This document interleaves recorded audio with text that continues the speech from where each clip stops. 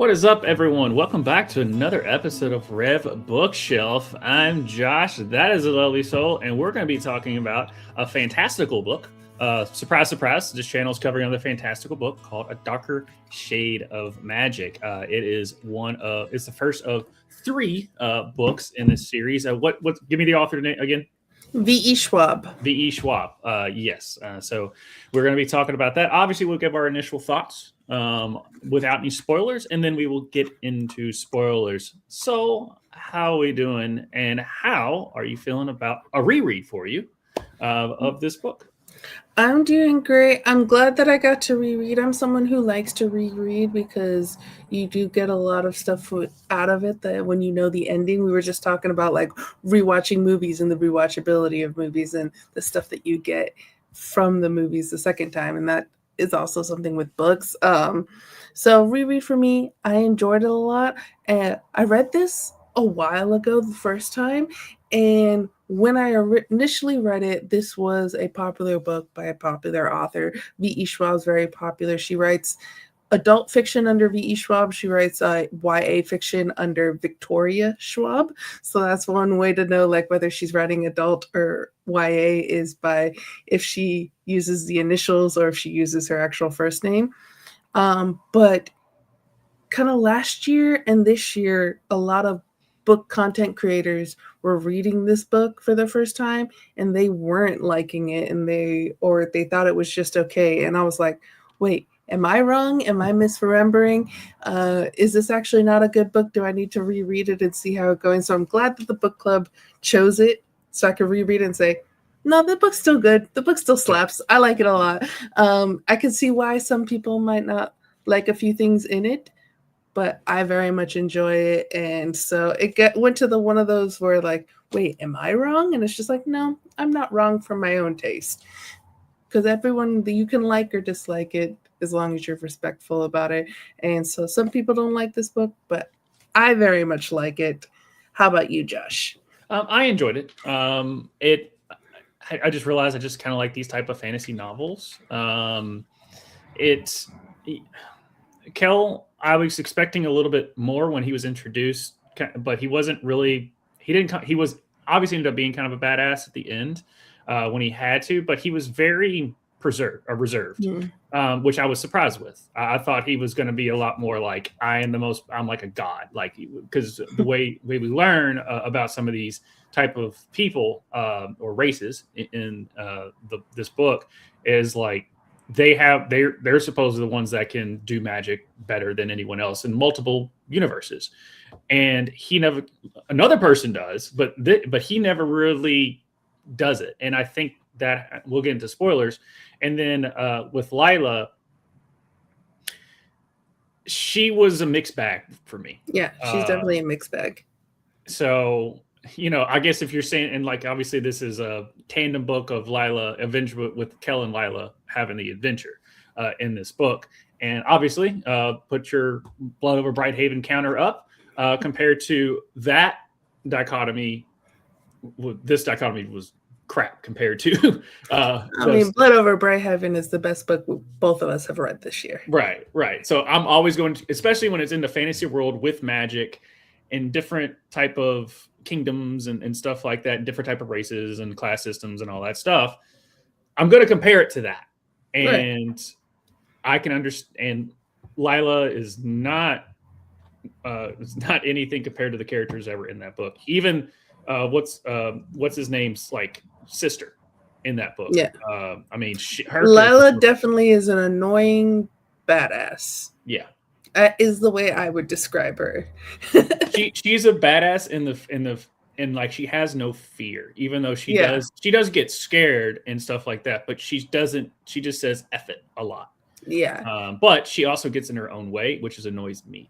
Yeah. She's one of those characters that it's like she's had such a hard life that she's had to harden, and like she then uses kind of her nonchalantness to like protect herself, like the way some people use like humor to protect themselves. She's using her kind of like nonchalant, I don't really care to kind of protect herself.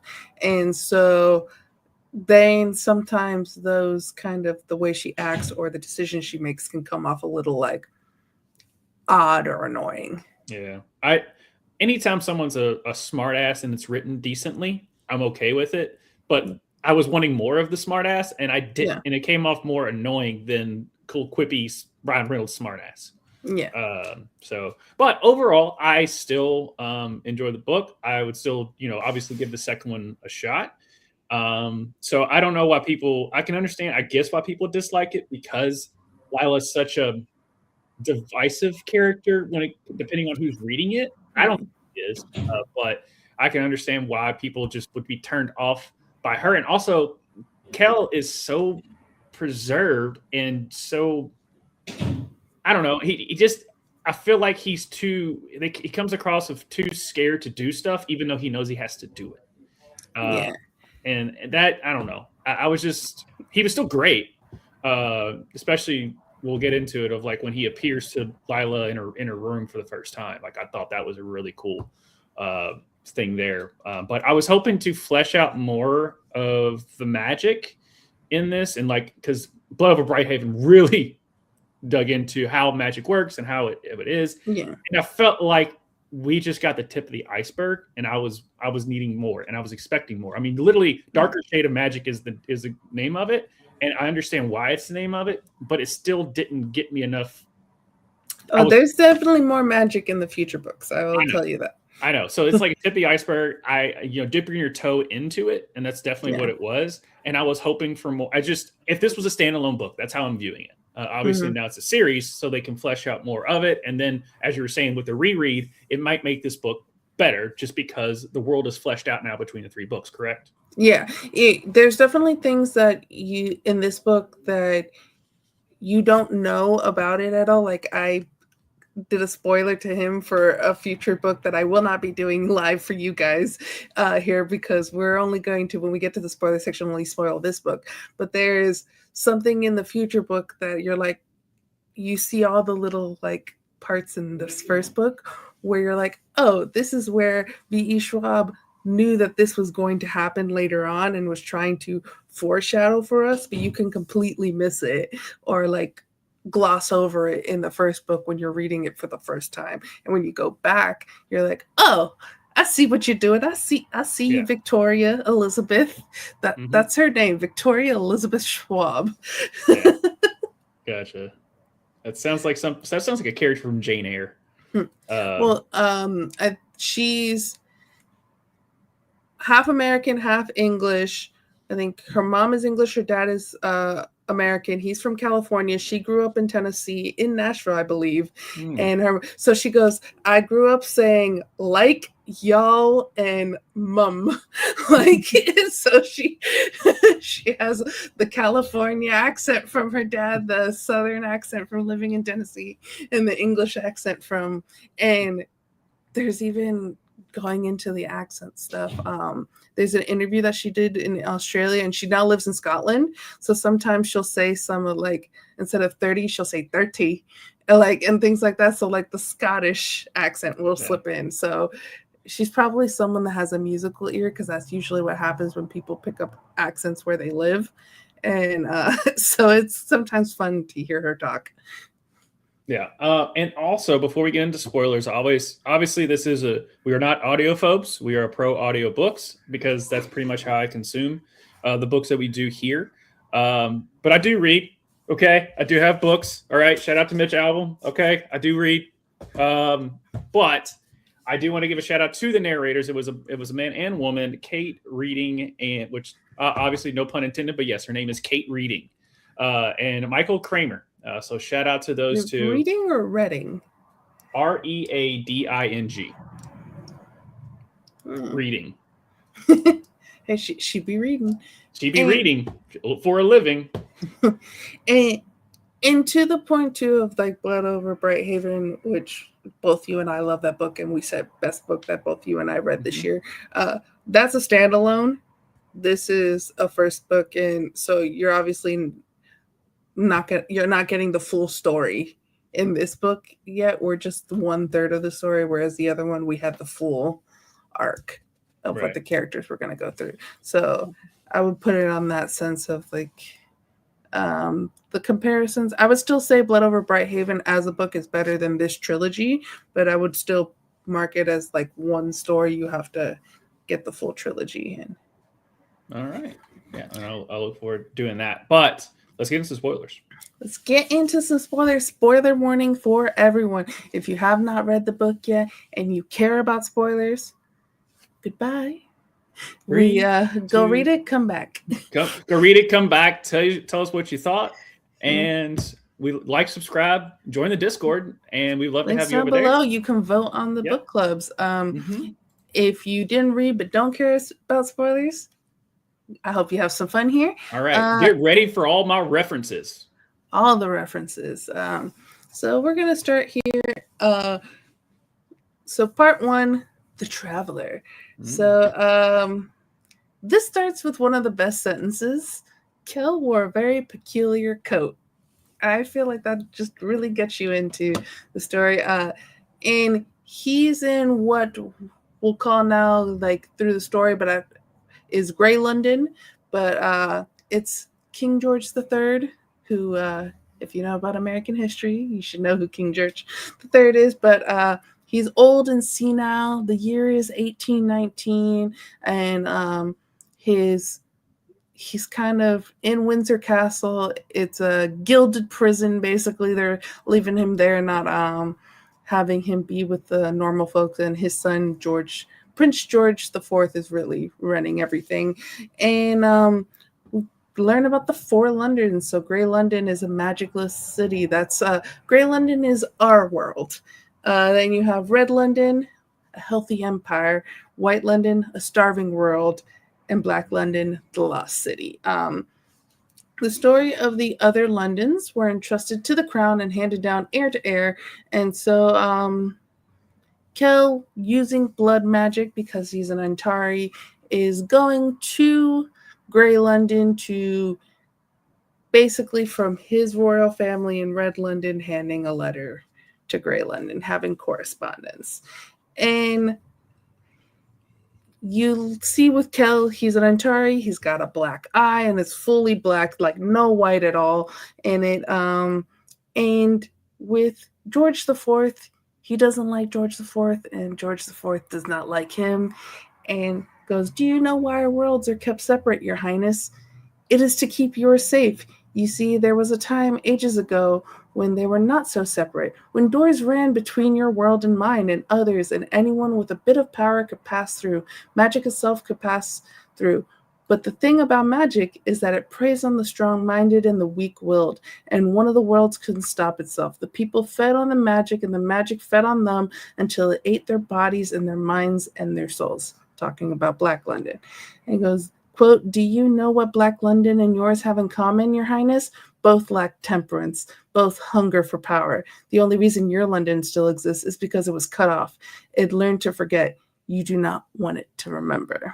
So Kel's trying to scare Prince George IV at the beginning there. And we also learn about a tavern called the Stone's Throw. And we learn that it's a permanent spot in all the Londons. Each London kind of has these what would you call it? Kind of where in each London there's a tavern. It's in the same spot, and each London has a river that is like the Thames, even though it's called something else. So each London has some spots where it's the same in each London, and then other stuff, whereas everything else is kind of different. There's a weird multiverse name for it. I know what you're talking about. Yeah. All the 1,700 people that are watching us right now in the chat, can you let us know what we're talking about? And Kel, he likes to go to the Stone Throw because that's where he does a little bit of business. He's in Grey London, only 2 kinds of people come to Kel, and those are collectors and enthusiasts. And that's when we first meet Edward Archibald Tuttle III, who goes by Ned, who we only meet again one other time in the story, and he's an important character for later in the future books. but he doesn't do a lot in this That's story. the one thing with this book is like you see a character, you have 2 seconds with them, and then you move on, and then you might see them either later on in the book or you just never hear from them again. And I'm Yeah. like, I felt like they were important, but you didn't act like they were important. Yeah, it's kind of like, oh, is this important enough to mention? Especially with the kid from White London that was tragic. Yeah. So the doors before, as we said, between the Londons were destroyed centuries ago after Black London fell, and Antari are the only ones powerful enough to make doors between the Londons currently. And the longer the worlds were kept apart, the fewer Antari emerge. And so currently, right now, there are only 2 Antari in all of the Londons. That's Kell from Red London and Holland from White London. And good old Ned Edward Archibald Tuttle III. He wants some dirt from another world. He is an enthusiast. He believes in magic, even though magic does not exist in Grey London. And Kell's kind of a little bit of asshole with Ned, but in a fun way. It's just like, oh, if you do this, I'll give you what you want. If you move this water with magic, kind of. I was immediately getting some Avatar vibes for that. I was like, "Ooh, is Ned going to be a waterbender?" Right. And the water does move a little bit, but like Ned doesn't notice. Well, is it like the here? Oh, reference number 2. Is this like when Captain America from Voltron, like Age of Ultron, and he like barely moves the hammer, and like Thor just like, hold on. Yeah, something like that. Pretty much. So Kel kind of shows off and is like, I can do all the elements. He's the Avatar. He's the Avatar. And kind of told Ned that he lacks any semblance of power, which that's kind of mean. Kel then asked Ned what he would give for the dirt, and they plan to meet up in months' time, where Ned will give Kel something that matters, something he doesn't want to lose. See, Kel, he likes to collect trinkets from the different worlds. And one thing that he likes about Grey London is that because there is no magic, that you have to do things mechanically. So like a music box that's done mechanically in Red London, that would be done with magic. And so he kind of likes the way stuff can be made without magic, and that there's more ingenuity because you don't have the crutch of magic. So he, with another person there, he basically sells off his wares for a music box. And then Kel goes home, and elemental magic may speak any tongue, but Antari magic, true magic, blood magic, spoke only one. And so that's where elemental magic, you don't even have to say a word, or you could just, if you have the inclination and the intention, if you think something, you can make it move. If you have the power, if you are a bender, if we're going to use this Avatar The Last Airbender stuff. But with his Antari blood magic, he does have to command it with Antari words. And so he uses the Antari word to travel back to his London. So that is part 1. What are your thoughts on the introduction of Kel in Grey London? This was the only time that Kel was really kind of a smartass with Ned. Because other than that, he was kind of just a stoic, you're in my way, I've got something to do. Ryan, the upside down is White London. We're about to get into that. But we'll get your thoughts here shortly, sir. So stick around. We'll love to hear it. We're not going to be talking about time travel, bitch, unfortunately, with this one. But no, it was like, yeah, Ned. And we never hear from Ned again, at least in this book. We get one more instance of Ned later. Oh, that's right. See, that's the thing is like Ned's there. It's like, Ned. Oh, okay. But and it's pretty much like, oh, the tavern's closed. I was supposed to meet. It should be open right now. Also, this freaking first chapter, as soon as it's like King George III, and as soon as I read that, I was like, I know him. That can't be. And I was like, damn it, that song's in my head again. But I can't. Hamilton's great, so I can't knock it. Yeah, having Hamilton stuck in your head is not a bad thing. No, but not the thoughts of this first thing, but it was just like I did like the fact that he's like sniffing the king's sniffing like the currency and stuff Mm-hmm. from Red London. Smell the Um, roses. to smell the roses and stuff like that. But at the end of the day, you have a power of basically a god because you're the only one of two that can travel from different Londons. At the end of the day, you're just a souped up delivery boy. Let's call him Hermes. Pretty much. And when we get later in the book, like he does feel like a possession to the royal family. He's adopted. Right. The and only so sorry, go ahead. with that, he's kind of both of them are possessions in their own way to their own royal families. Holland more so when we get to that, because he's literally forced by magic, where Kell is more forced by obligation and duty. I think it's because of his brother. Yeah. His brother and how he goes about it, especially that one thing. We'll get into it, or the pivotal scene of him having when I'm always Reese. I always want to call him Rye. Rye. It's just I always want to call him Reese for some reason, but it's Rye. But when Rye goes missing and Kell goes to find him, and what happens that of the turn of that, you realize how Rye has influenced Kell to be like he is now, and why the other Antari is how he is. Yeah, it's definitely like nature versus nurture. The fact that Kell grew up in a loving home, even if it wasn't his actual parents, and Holland did not. Yeah. Rye has that thing called empathy, and it rubbed off on Kell extremely because he as much as he is more powerful than Rye. Rye's empathy and personality makes him kind of envious of Rye. He has a different kind of power, right? And it's not magical power or anything that like he can physically empower anything, but he has the power of kindness and of empathy, and he really he can embody very royal and kingly type of, but like a just king, not crazy monarchical like we'll get into that, but also King George III. King George III. So history guys, watch Hamilton, read a book. Part 2, we got Red Royal. So Holland is visiting Prince Rye in his room, and Holland's giving Prince Rye a gift for his birthday that's coming up because he's about to turn 20 years old. Getting up there in age, guys. File for ARP. The regular folk in Red London speak Arnesian, but the royal tongue is English.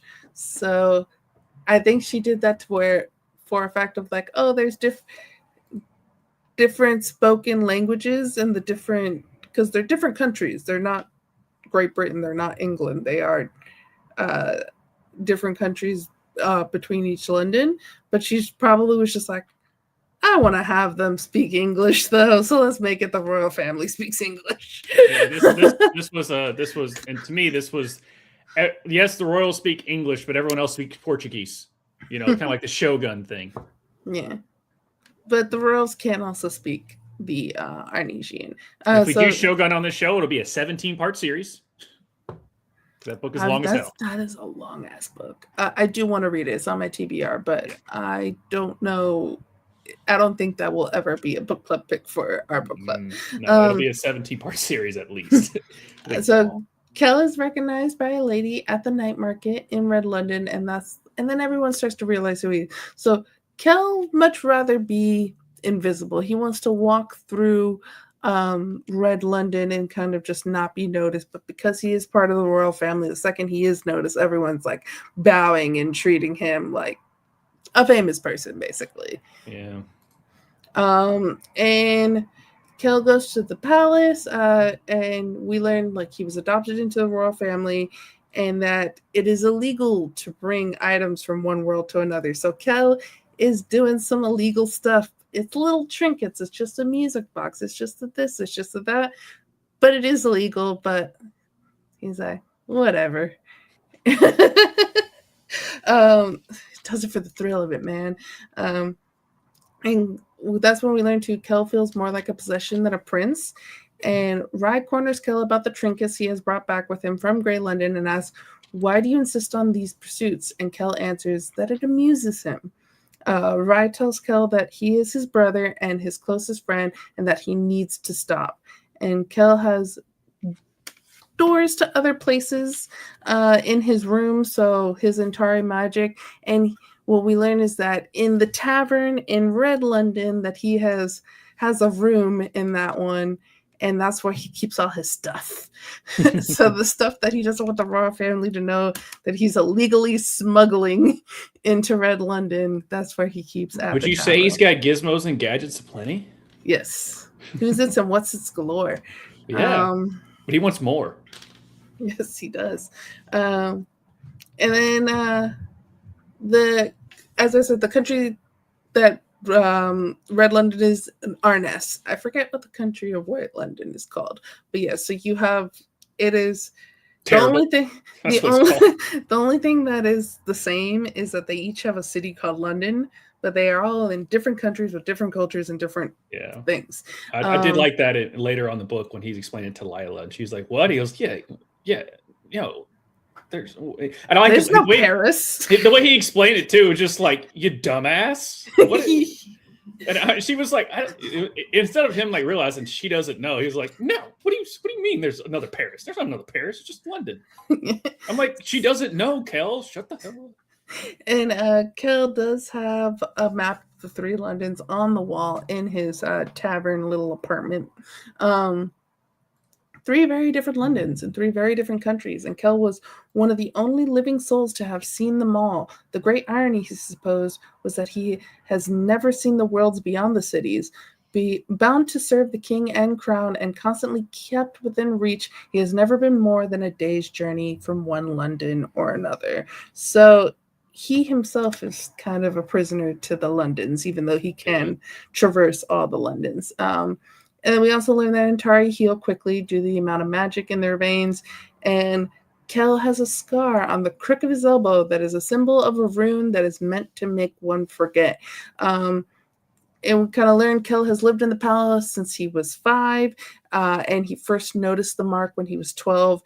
And that magic that binds a person, body or mind, is forbidden and a capital offense. But yet Kel has a mark on his body that is such a spell. So he's like, someone did this to me, which is illegal and is a capital offense in our country.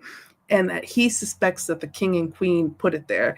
And every time he has asked about his past before showing up to the royal family, because he does not remember anything before age 5, they will not let him know any of that information. They completely shut him down. So he has no idea who his birth family is, how he got there, why he's there, any of that. And we also learned that Antari are not genetic and no one knows what leads to the birth of an Antari. So that's their metachlorian levels are just through the roof. Those Antaris. We find out they're born through the Force. Yeah, the Force is strong with other people, and it's all about the eyes. On that. But no, and to me, this was, it wasn't, like some people are like, when they're royalty, like, I'm going to use this reference. So the quarterback for Texas, his name is Arch Manning. He is the nephew of Eli and Peyton. So obviously it's their brothers, who was I'm sorry, I forgot the brother's name. But he is very secluded. Like, he's not really big in the limelight. When he committed to Texas, he just literally posted committed Texas. That's it. Like, he's not and he's royalty in the football world. Like, he's part of they call the royal family of football, which are the Mannings. And obviously Peyton, Eli, they're great. Everyone loves them. But Arch does his thing, and he has all of these expectations. And is he living up to them? No, but he's not doing anything to make. It's not because of he didn't make the expectations. It's the namesake. And Kel, I think, is kind of like Arch, and like he's kind of introverted. That's just what he is. He's introverted. He doesn't like the limelight. Plus, I think he feels like he's really doesn't. He's not a royal. He's not really. He's the only reason that he's with the family is because one, they adopted him, but because of Rye, his relationship with Rye, it keeps him close he's to with that family. the family because he's an Atari. Basically. Yeah, no. They adopted him because they wanted that power. They wanted that power. So that's why they, with stuff like that. So he doesn't feel like he is. People don't bow to him because he's like, I'm an Antari. I'm not a royal, but I just happen to be that way. But also, I think and as we see throughout the book, he's pretty introverted. Yeah. So that's also that too. But he just kind of that's kind of where I got was the Arch Manning side of it. Of he doesn't like the limelight. He's very introverted, but when it's his time to go out there and sling the football, or it's his time to go between worlds and buck up and do the Antari thing, he does that. But he doesn't like the pomp and circumstance. Yeah, and you can kind of see, and when Kel tells some of the stories, like we'll get into like the story of when he was 14 and him saving his brother, like he will do the hard stuff. He doesn't like doing it, but he will do it. We get part 3, and this is where we get to meet Delilah Bard, the Gray Thief. So Lila Bard lived by a simple rule. If a thing was worth having, it's worth taking. So Lila is a thief, and she lives on a decrepit boat called the Sea King and has dreams of being a pirate. And Lila is 19, which they don't tell the age of Kel. They just say that he's a year older than... Holland? Not Holland. He's a year older than Rye. And if you go into the wikis of it, I think so. He's 21. Rye is turning 20. Delilah is 19. So I think that's the ages of our main characters here. Although Rye's not technically a main character, but he will become a main character in the future. So the boat belongs to a guy named Pal, and Lila rents a room on his ship by giving him a cut of whatever she steals. And Pal is kind of a little bit of a drunkard, and drunkenly he knocks on Lila's door asking for his cut. Lila hands him some coins, and he says that it's not enough. And then this is trigger warning for everyone. Pal tries to force himself on Lila, and she kills him. It's not the first time that she's done that. So Lila gets dressed, grabs the map off the wall, and burns the boat down, body and all. And she ends up at the Stone's Throw, so that's the tavern. And the last time she was there, the owner, Baron, kicked her out for stealing from a patron. So Lila asked to rent a room, and after giving her some shit, which I love the relationship between Lila and Baron. And Baron's one of my favorite characters. I hate what happens to him. Baron asks her if she's okay. Baron lets her have a room and tells her that no one in the tavern is a mark. Thoughts on the introduction of Lila? It's Arya Stark. That's me. Yeah, basically. Stark. I mean, she's just a little bit more annoying, Arya Stark, but Arya Stark was annoying as Arya hell, Stark was very annoying. I don't think she's more annoying than Arya Stark. I think she is the equal amount of annoying as Arya Stark. Now that I'm thinking about it, she's Arya Stark. Yeah. Like she just does some annoying things, just like because she has gone through a lot of shit, and so did Arya. Even though she was royalty, Arya was. And Arya's not royalty, but she was part of a high family. There you go. I don't know. People, Ice and Fire, Ryan, tell me. Her father was a lord. There you go. All the lords and gods and shit. I don't Lady know. Stark. I don't know. The last season sucked, but she's Arya Stark. That's just kind of, as soon as I was like, and even the synopsis, she's a thief, and I was like, okay, so she's gonna be a badass. Okay, check. That's an Arya. She's what, 19? Arya was right around at the end of the series, at least. She was probably the end of the series. Series. If we're going based off of the show and not the books, where the characters are all a lot younger in the books. Yeah, but yeah, she's very much Arya Stark. You can't tell her what not to do because she's going to do it. And yeah, a lot of dudes try to test Arya Stark too, and they ended up like pow. So Yeah. she's Arya Stark. Um, and tell me when I'm wrong It on that one. also reminded me of the Kill Bill, the animated part when she kills when the part of where she was like, lucky for her, he was a pedophile. And so Oh he yeah, kills the yeah. But also Arya Stark was one of my favorite characters in Game of Thrones. So yeah, that's why I wasn't turned off by the annoyance of yeah. Lila, because it's an Arya Stark, and it's written to where they're two separate characters and they both have their own things. But I I was like, okay, if this is exactly the route that this is character that I'm getting, I'm on board. So Yeah. And we talked about this before going live, but we said like there's a difference between would I be friends with this character in real life? Maybe not. Or would I like enjoy being around them? Probably not. But do I like them as a character even if they annoy me sometimes? And I think sometimes conflate where if they don't like a character's morals or what a character's doing, they say, oh, that character is bad, like, or badly written or badly this. And it's just like, that's just their character. yeah, That's yeah, and characters are supposed to have flaws, and characters sometimes are supposed to be annoying. yeah. I mean, she's from Grey London. She's a very gray character. Yeah. True.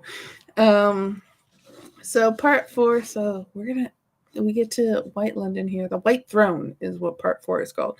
So Kel is Love me a teaching good villain, and these two are awesome as far as villains. Rye magic, and Rye is not very good. The earth beneath your feet does not care that you will be king, nor the water in your cup, nor the air you breathe. You must speak to them as equal, or even better, as supplicant.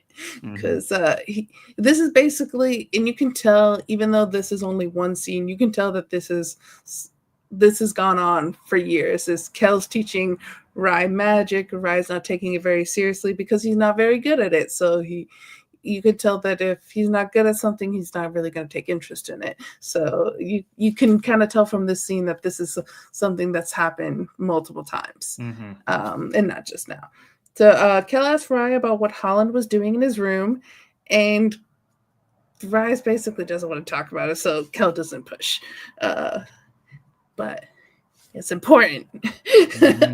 Mm-hmm. Rye does cause a fire because the element that he has the most affinity for is fire. So Rye is a firebender, and Kel, basically the fire gets out of control, and Kel has to use his Antari magic, which means he has to cut his palm, blood magic, and Rye hates when Kel uses blood magic. We'll find out especially why later in the story from the kidnapping that happens to Rye in the past when Kel's 14, I think he's 13.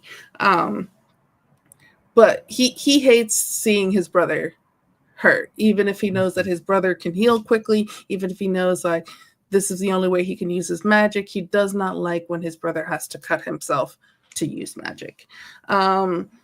King Maxim comes to the boys and hands Kel a letter to take to White London. So White London is a place torn by violence and power, with the name at the end of the royal letters changing with frequency. It would be easy for Red London to discontinue talks with White London, but Red London feels responsible for White London. White London sits between Red London and Black London and has to fight and seal itself against the corrupted magic of Black London. Like each of the Londons are kind of like on top of each other. Yeah, so like the order is gray, then red, then white, then black. So you can only travel to the ones that you're next to. So if you're in gray, you can't get to white or to black. Well, no one really can get to Black London right now.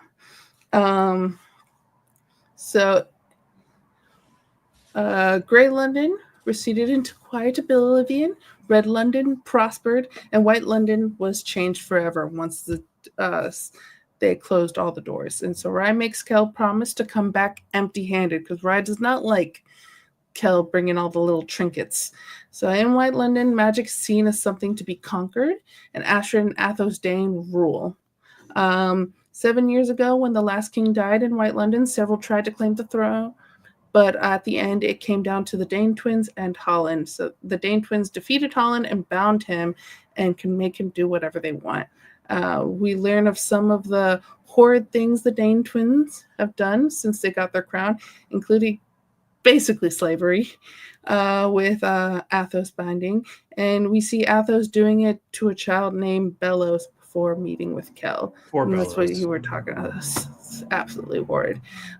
Kel stays to have a drink with the Dane twins, not to be rude, and Athos has Holland cut himself to add blood to his drink, which that was gross.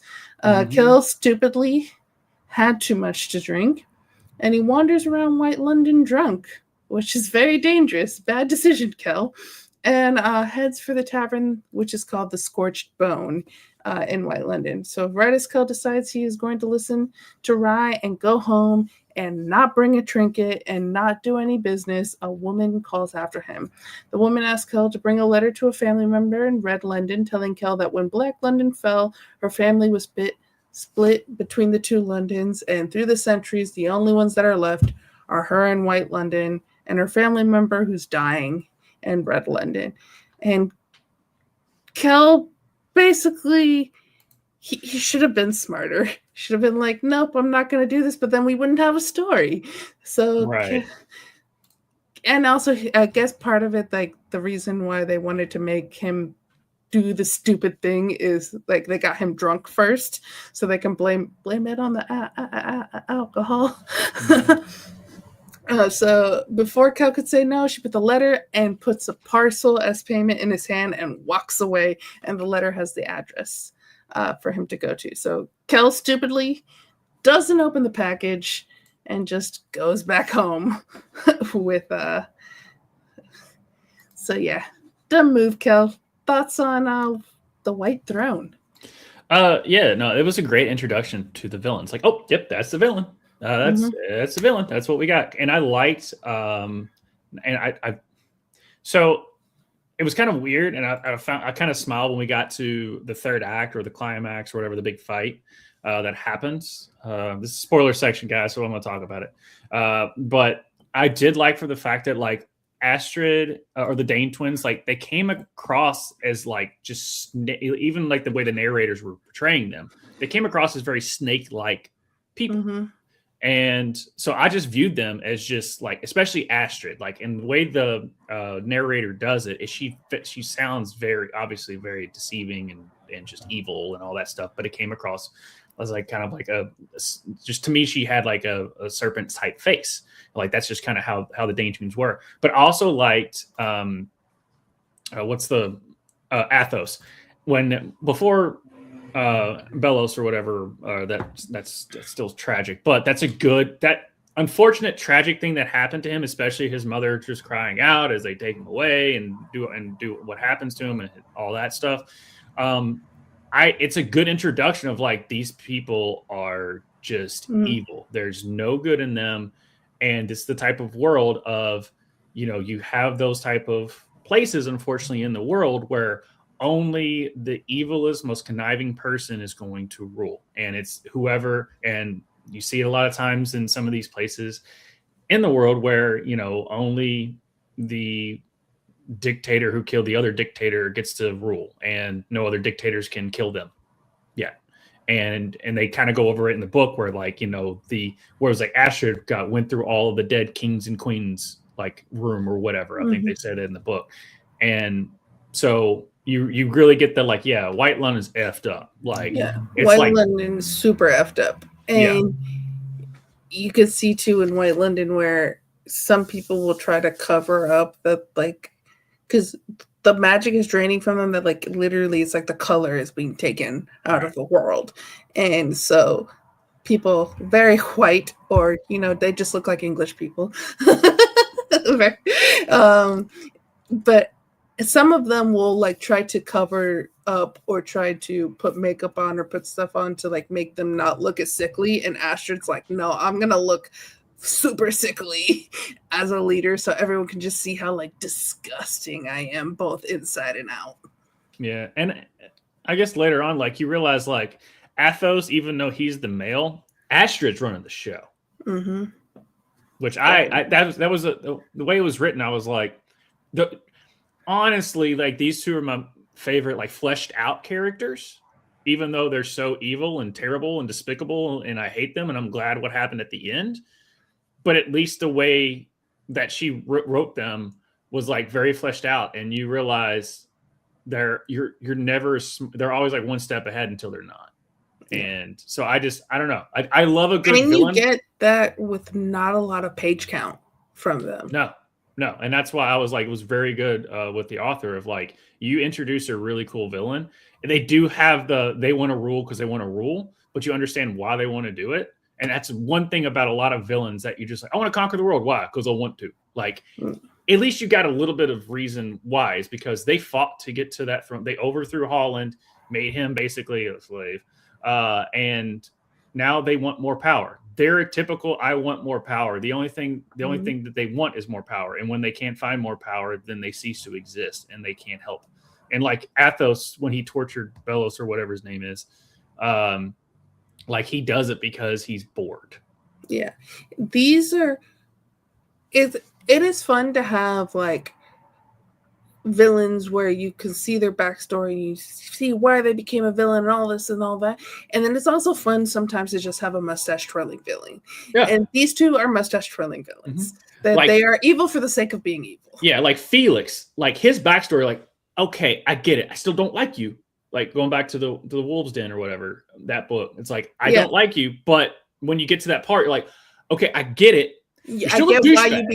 I get why you turned into the evil son of a bitch that you are, and your backstory. And I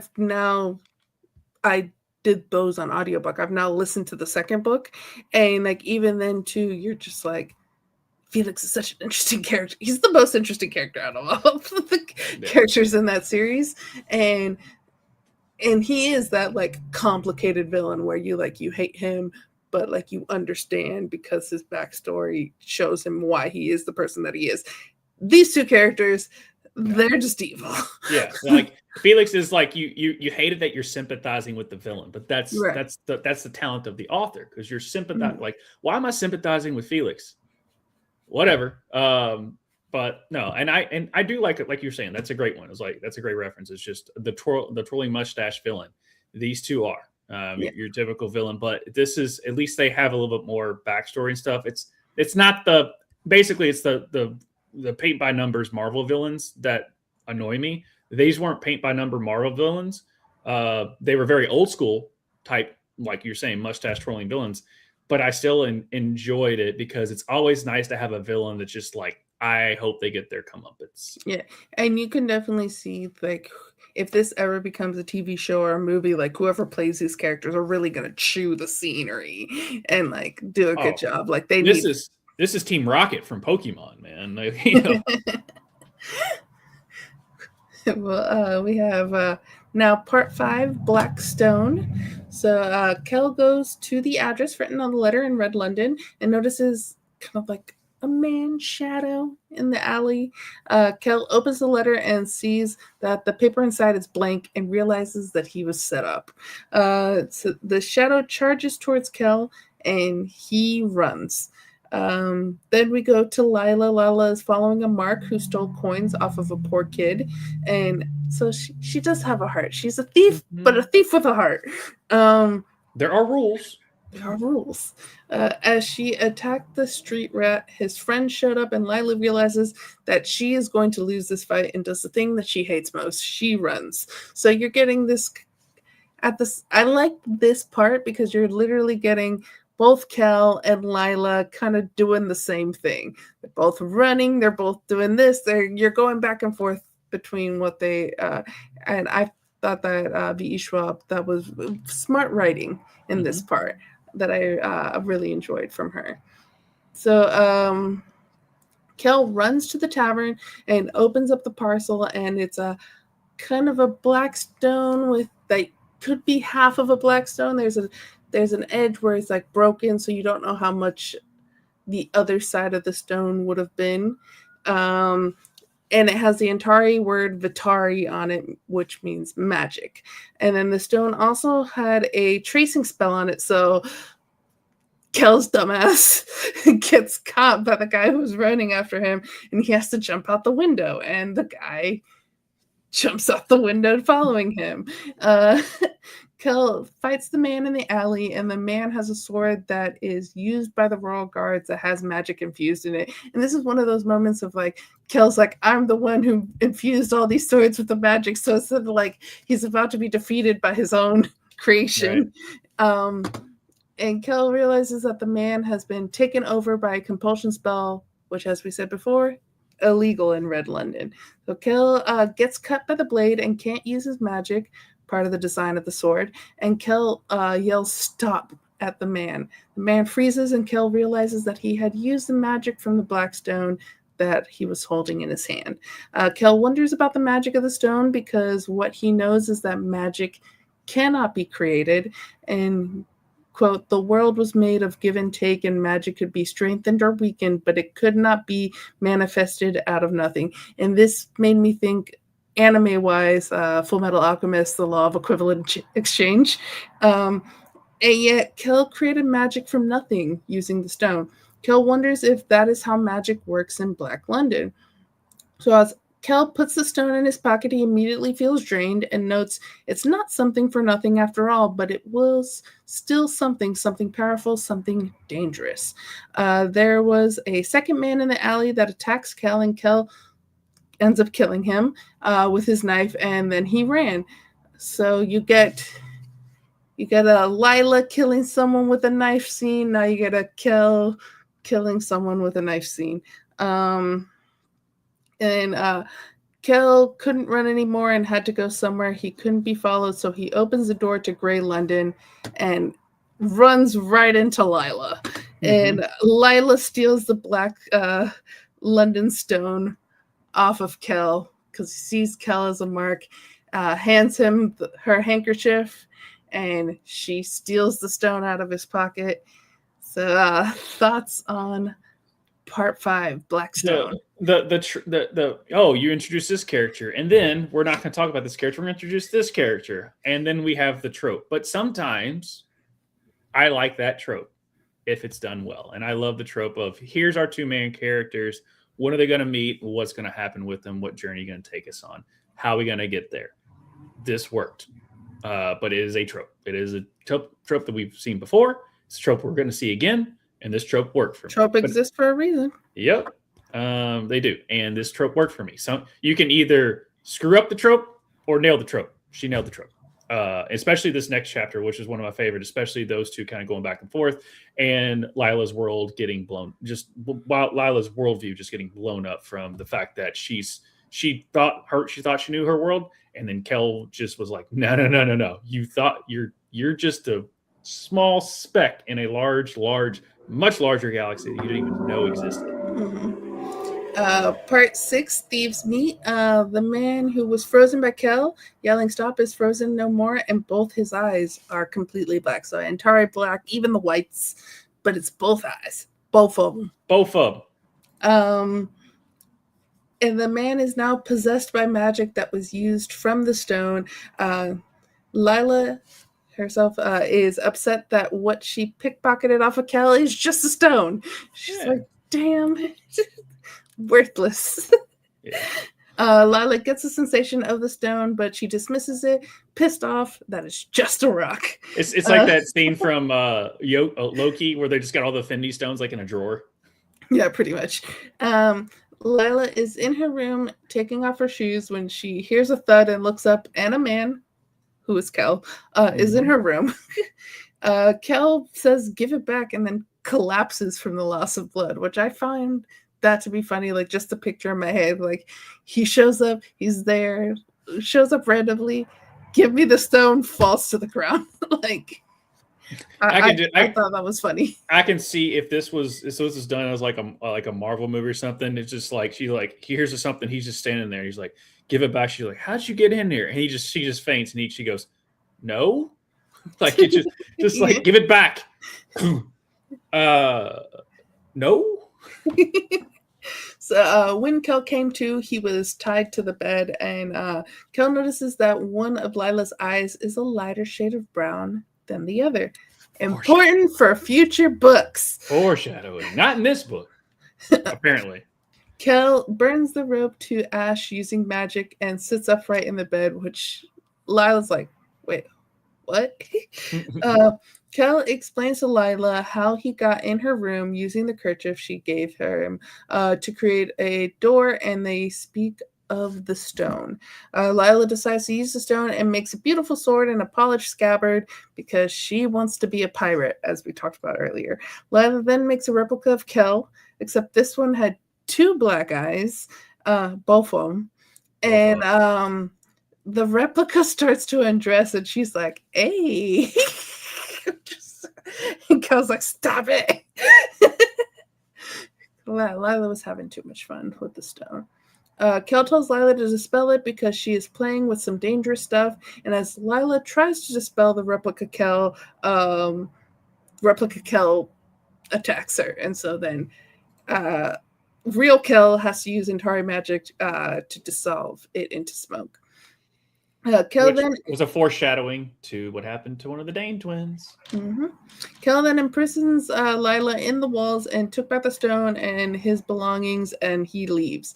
Lila used her knife to hack the wood, imprisoning her, and escapes the wall and goes downstairs for a drink, but not before she throws the sword she created out of the window, which creates problems. Yeah, a lot of problems.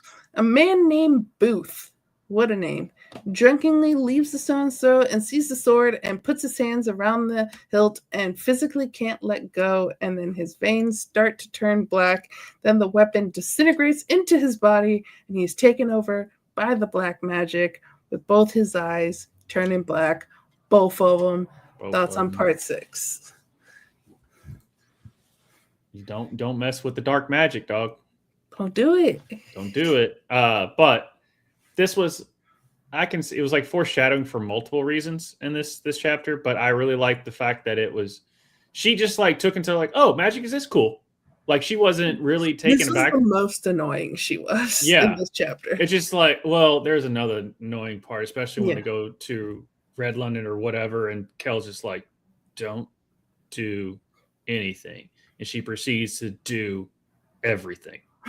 But that was the most annoying part. But this was also annoying where she's like, oh, look, I can make a sword. I can make him undress. And then he starts to attack her, and she's like, fuck.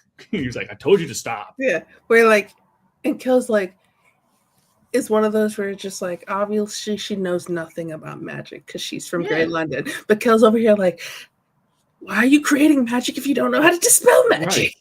Right. And well, like once he was like, she's like, you don't do magic. And he was like, oh yeah, see this rope you have on me?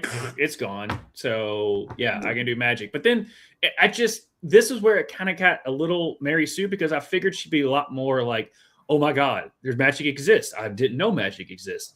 Yeah, you can go into that. Nope, she just grabs the stone, starts doing shit.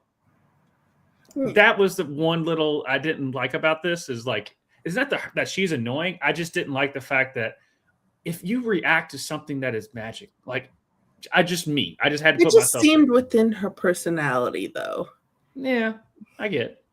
Yeah. Just to me, because sometimes I can't take my own mind away from how I would be as that character. So that's where I was having to get over. She's a very different character from you and I. Oh yeah, hell yeah. Because I would be more, I'm too curious. And especially when like my whole world that I thought is totally like changed. I would want to be like, how did you do that? What's going on? What, who, why, when, where, what? Like I'm 30,000 questions to him. Instead, she was just like, oh, okay, cool. So let me do it. And I'm just not wired that way. Yeah. And I think part of it, when you find some other stuff out later in the later books, you can kind of understand why she took to it so well. Mm-hmm. But that's for later books. Yep.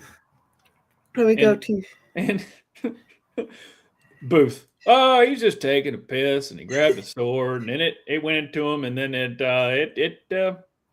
Now you have magic zombies. Congratulations.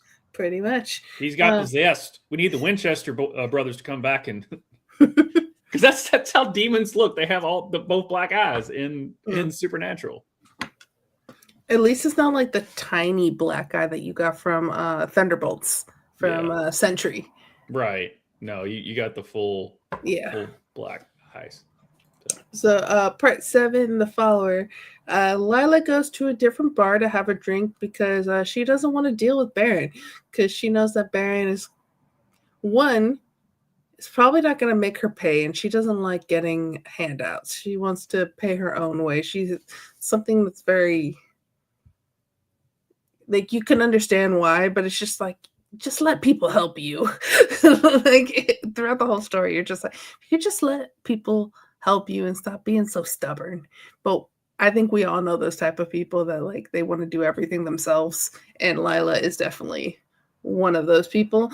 So because she doesn't want to get a handout, she goes to a different bar to pay for a drink, even though it's a seedy bar, and that she's gonna have to cut money that she's trying to save up. She's gonna have to use it for a drink. Holland comes up to her at the bar and asks her, "Where is he? Where is he? Where is he?" Lila tells him that her and Kel met on bad terms and parted on worse, and Holland drags her out the front door. No one does anything because she's in a seedy bar. Holland then tortures her with magic, telling her to call out Kel's name. Lila tries to resist, but ultimately the pain becomes too great and she screams out Kel's name. Kel shows up and tells Lila to run, but Holland pressed Lila's pistol to the base of her neck and told her to stay. Holland wants the stone, and Kel tells him, "You can try and take it from me as soon as you let her go." He's like, "Bet." Holland is more powerful than Kel and defeats him easily and grabs the stone. Holland uses the stone to freeze Kel and says, "Have you figured out yet how it works? Conviction is key. You believe that magic is an equal, a companion, a friend, but it is not. The stone is proof. You are either magic's master or its slave." Then the smoke from the stone coils around Kel, blotting out his vision and forcing its way into his nose and mouth, down his throat, choking him, smothering. This was so, like, graphic and gory. I apologize to anyone who has does not like the gory stuff. If you don't like the gory stuff, don't read Blood Over Brighthaven either, because she doesn't pull punches at all. This was actually kind of tame compared to what some of the stuff in Blood Over Brighthaven. The smoke dissipated and Kel starts to bleed out on the street with blood coming out of his nose, mouth, palms, wrist. Holland then shows Kel. This is why it's an anime. Blood spewing out of his nose. Everybody knows what I'm talking about when it comes to anime. Holland then shows Kel the binding scar on his chest over his heart, a soul seal, a spell burned not only into one's body, but into one's life, unbreakable. So he's a slave forever. Holland then takes his coin that Kel uses, and to be able to travel to the different Londons, you have to use a token from that London. So Kel uses coins, and Holland basically takes them off of him. Kel uses his Antari magic to stop the bleeding, and Lila uses the stone to chain Holland to the ground. Kel is not doing so hot, and she helps him to the tavern as he was falling in and out of consciousness, and Baron helps Lila with Kel once she gets to the tavern and lays him down on her bed. So thoughts on part 7? Holland is such a tragic story. Mm-hmm. Because as the whole thing, and he is basically, he doesn't want to kill Kel. You can just kind of have that feeling, even though he's ruthless later on in the book, as we know, unfortunately, to some of the other characters. But with Kel, because they're both Antari, and kind of Kel, even as he's getting tortured and stuff, he's like, and we've realized that Kel does show empathy to Holland later on in the book as well, in a sense. But just a way where he was just like, "You don't have to kill me." And he was like, "I have no choice." And the way he says it too, and especially with the narration, you can tell the pain in which he's saying that, because he just can't. He has no choice. He is broken. Mm-hmm. And where we talked about where like the Dane twins are mustache twirling, this is your villain with a backstory that you understand why he's the villain and he's more complicated and stuff like that. So you get both types of villains in this book. Yeah, he's not as complicated as Felix, but he is you have sympathy even though he does very, very terrible things. Then we go per 8, an arrangement. So Kel wakes up in Lila's bed for the second time that night. Okay, can we stop for a second? Why does Kel get owned like every 3 chapters? Because he puts himself in situations. I'm aware, but it's just like that's why I can understand why some people don't like this book too. It's like, here's your protagonist. He's going to get owned a lot, but he's going to still be awesome at the end. Well, there's some oh my god, I'm forgetting the name of it, but where it's just like the main guy like loses a lot, but that's part of the charm. And I think for Kel knows what the price of magic is, and so he's not wanting to use his full power. And if he were to use his full power, he would probably beat everyone. But because he's holding back, because he's trying to do things the right way, he keeps losing. Yeah, because he doesn't want to turn into a monster like unfortunately Holland is. Yeah, he does. Like, I get it, but it just doesn't want to. He sees what Holland is, and he's like, I don't want that. So, in a way, power-wise, he's weaker, but in conviction, they're stronger and more like Rye. Yes, no, that's what I was saying at the beginning of this episode. Is like Rye is the biggest influence on Kel's life. Yes, definitely. And so wakes up in Lila's bed for the second time that night. Kel wonders if the royal family is worried about him yet. And then Lila asks Kel, why did you come back? Kel asks for the stone back, and Lila tells him that if he wants it back, he needs to tell her the full truth. So he does. The world sits in balance, humanity in one hand, magic in the other. The two exist every living thing, and in a perfect world they maintain a kind of harmony, neither exceeding the other. But most worlds are not perfect. In Grey London, your London, humanity grew strong and magic weak. But in Black London, it was the other way around. The people there not only held magic in their bodies, they left magic in their minds, and it took them as its own, burning up their lives to fuel its power. They became vessels, conduits for its will, and through them it twisted whim into reality, blurring the lines, breaking them down, creating and destroying and corrupting everything. It spread like a plague, and the other 3 remaining worlds retreated into themselves and locked their doors to prevent the spread of the sickness. Now, what he doesn't say, but what we learn, is that Red London was the first to seal themselves off, and Grey and White London followed suit. So basically, some of the problems and why Red London feels so responsible is they were the ones to close themselves off first, and they're the London that is the most prosperous out of all the Londons.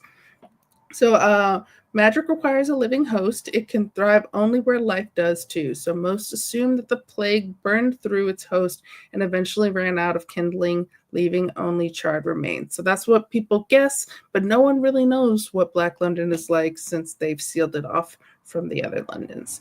Once the doors were sealed, every relic from Black London was tracked down and destroyed as precaution, or so they thought. Obviously not because of the stone. Kel tells Lila that White London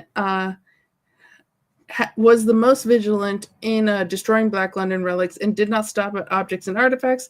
They slit the throats of everyone they even suspected of possessing or having come into contact with Black London's corrupted magic. It is said that some mistook Antari's mark for such a corruption and dragged them from their houses in the night, an entire generation slaughtered before they realized that without the doors, such magicians would be their only way of reaching out. So, and then kind of says that the stone is pure magic, and Lila goes, so no humanity.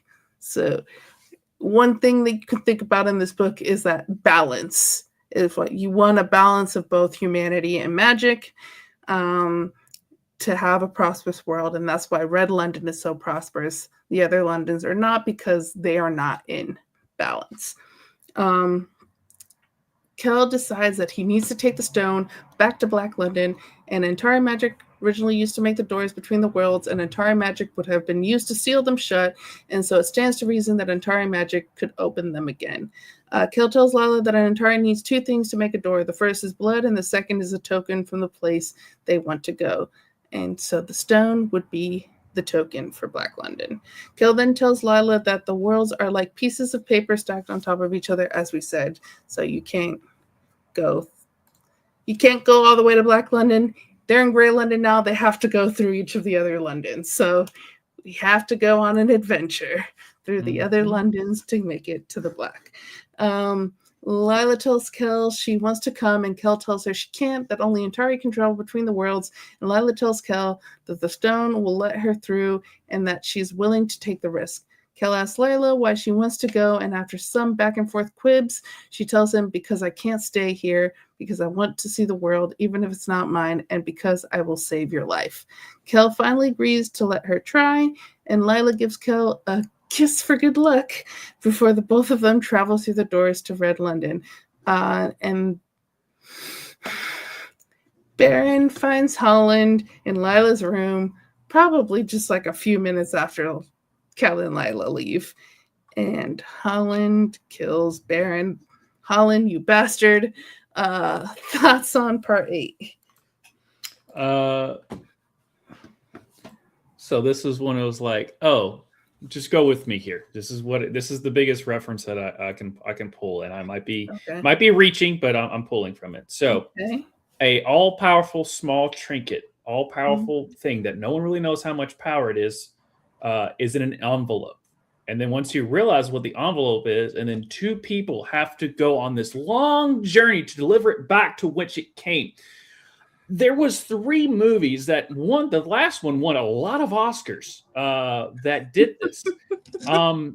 And they don't really, and then all of a sudden, towards the end of this book, the person that's taking this on this long journey almost gets consumed by its power. Where have I heard this from? One ring to rule them all? One stone to rule them all. Now, granted, there was no, but this was the first thing I'm like, oh, I almost typed to you, oh my God, it's the Lord of the Rings. You should have. Because there was part later on in where Lila, he was like, don't touch it, because he realizes how much power this stone has. And she reaches down with a handkerchief to like wrap it. I'm like, it's precious. And Holland is gradually falling after them like freaking Smeagol.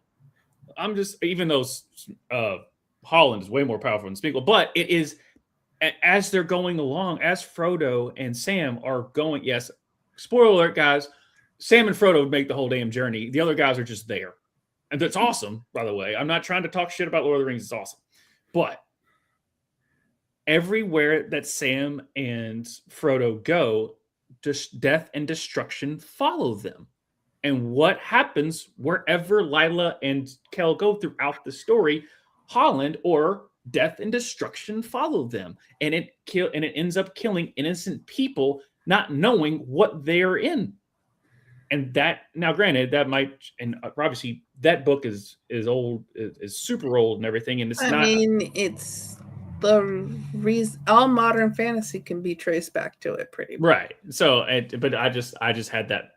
This is, guys, I'm telling you, I make a lot of references to do like, oh, okay, that's cool. That's a cool, because a lot of times it's not a reference as a bad way. It's a reference of like, oh, you did that, and it was kind of a cool thing. Oh, that's cool. They intertwine those type of tropes. And you're the guy from you're Captain America and the Avengers. I understood that reference. Yeah, I understood that reference. And so, but it was literally, it wasn't this part, but it was when it was, and then once it was the scene, we'll get into it where the stone almost totally takes over Kel, and Lila kind of talks him out of it, and he gets scared of that power, and she goes to grab it, and she brings him up with a handkerchief, and I'm like, that's the one ring to rule them all. And then it was a light bulb that went off. I was like, oh, and then you go back and like, you have to go through all these different, you have to go all these places. It's them going to Mordor, to Black London. And what's Mordor? It's this big, dark, destructive place that evil has taken over. But our guy Baron. Yeah, Baron. Pour some out for Baron. Favorite character, low key.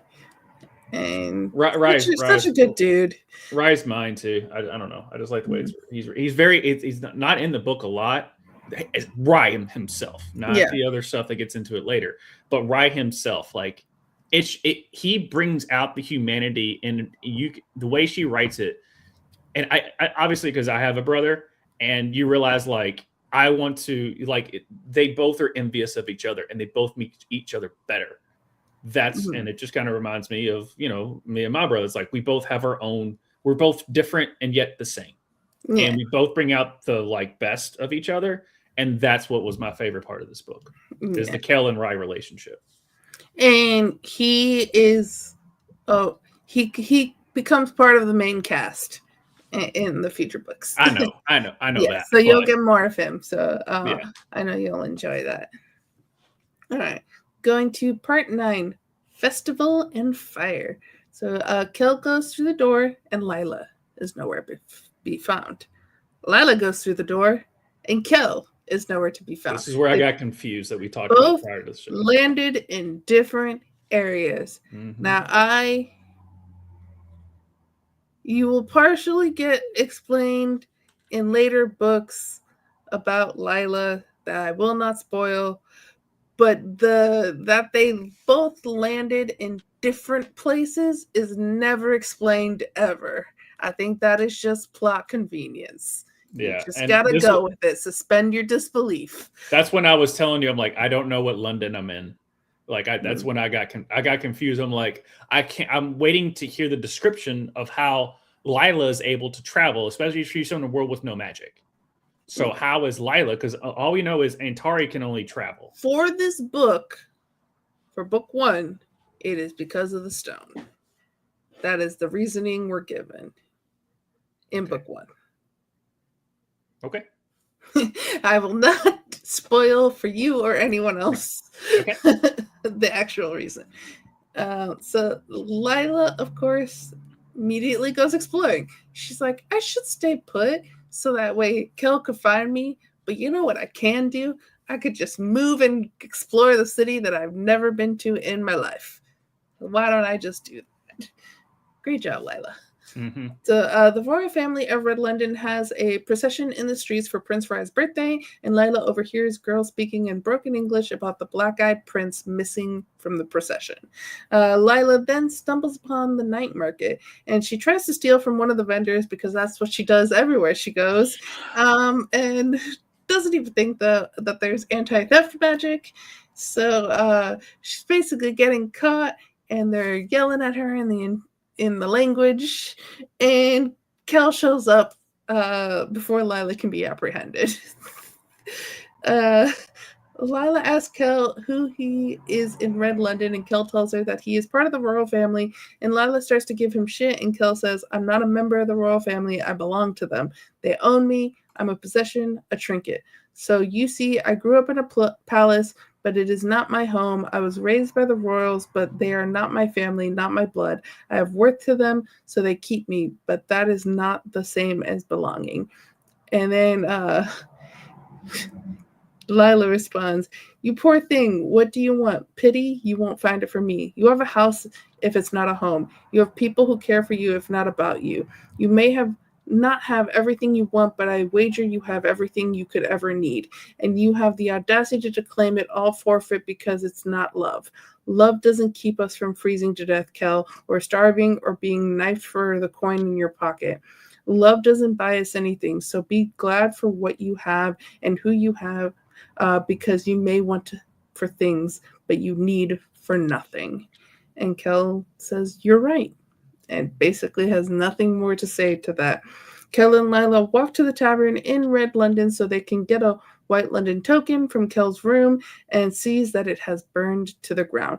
Kel hears someone and he quickly grabs a stone from Lila's pocket and uses it to conceal them, and just like that, Holland walks near them. Holland trying to coax Kel because he can smell Kel's magic and I can sense it, but he can't see him and doesn't know where he is. All right, so, Darth Vader. It's like, I can sense them. They're here. Yes. The Force is strong with them. Force is strong. Holland yells out. They screamed while the building was burning. All of them screamed by the end, even the old woman. I know you're here, Kel. Even the burned remains cannot hide your scent, and even the stone's magic cannot hide the stone. Not from me. It calls to me the way it does to you. I would find you anywhere. So end this foolishness and face me. And kind of Kel's not falling for it, so he's like, I'm going to try to get Lila. Holland pulls out the pocket watch from Lila's room and says, he died because of you, because you ran. You were a coward. Are you still? And Lila tries to struggle to get free, but Kel holds her, basically, and she starts to cry.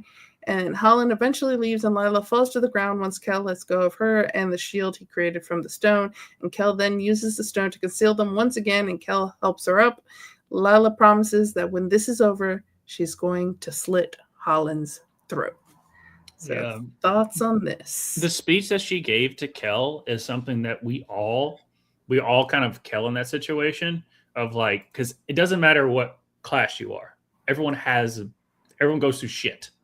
Okay. It doesn't matter if you are a gajillionaire, which I can't relate to them, but we watch enough shows and documentaries and have enough stories of even the richest of people go through shit of some type of form. And the lowest of low people go through shit of some type of form. And it's after a certain amount of money, money does not create happiness. Once you get your basic needs, the more money you have can actually make things worse. Right. And except for jet skis, you try, get on a wave. That's a tough joke. Have you ever tried to not smile on a wave runner? Anyway, but I digress. But it's always that, because sometimes when we're just always having a bad day and you're just doing a woe is me, is like, no, think about the people that are around you. Think about the people, like, you can easily text somebody and they'll be like, yeah, what's up? Or the people that like that. What she was saying is like, she's not trying to out like, I have it worse than you situation. It was more of, he didn't sit there and say like, people put in perspective of, you don't understand the support you have. You have people. Yeah, you have people. You don't understand. And sometimes I'll tell myself that sometimes when I'm just like, I had a crappy day and I just have to digress. I'm like, no, you how much support you have. You know how good you, like, how nice you have it in the situation.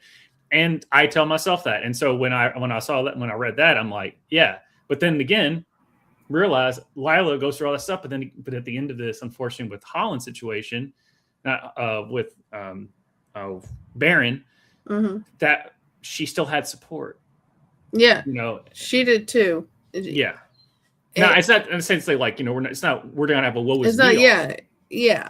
It's one of those things of, she is probably in that moment like the regret of, because he's dead. Like, you think like, oh, this person's not gonna die, and that now the person who took care of you and who you owe is now dead. Yeah. And so it's that moment of, she was so stubborn and not wanting to accept help that now the person that would help her is gone. Yeah. So they both had that, oh shit, you don't realize realize the support you had. Yeah. And it is one of those that, like, I think on both sides that you should be able to, if you have a shitty day, complain about a shitty day, even if there's people worse off than you. And I also think that you should also put things into perspective, that when you do have a shitty day, be like, you know what, these are all the things that I do have, and then be grateful for that. Yeah. So I think both can be practiced. Yeah, and that's what I liked about, as tragic as it was, that's what I liked about this part 9. I think that's right, part 9. Yeah. Was you got the fact that they had Kel was, oh, I don't want to do this, I don't want to do that. Yeah. And she's like, do you understand how good you have? He's like, oh, that's true. And then when Holland comes and basically says that I killed Baron, she was like, shit, I had, did you not, dumbass, did you not realize the support you actually had, and you just kept pushing it away because of all the stuff that happened before, so you didn't want to get close to anyone, when realizing at the same time they were there always helping you, but you didn't want to, she was too stubborn to let anyone close to her. Yeah. And I think both do have like the issues, then their issues are valued, and that what they have issues with is like you put value in that, in the sense of like him being upset that he feels like a possession to the people that took care of him. That is a valuable feeling to have. Like they're both. It's like one of those things of like that's going back to the. I don't know if you've watched the new Superman movie, but that was my favorite scene in the new Superman movie. Is the conversation between Clark and Lois. Yeah. And this is kind of the same type of like. Obviously, they're not having that crazy makeout shit that they did in Superman, but it still had like that conversation that they had is like you realize that both of them are right. Calling the makeout crazy is a little crazy. Well, I mean, just, for a Superman movie, I was not expecting. It's Superman and Lois. I'm aware, but I wasn't. Anyway, this is not a Superman thing. My reference to Superman is what I'm saying. Okay.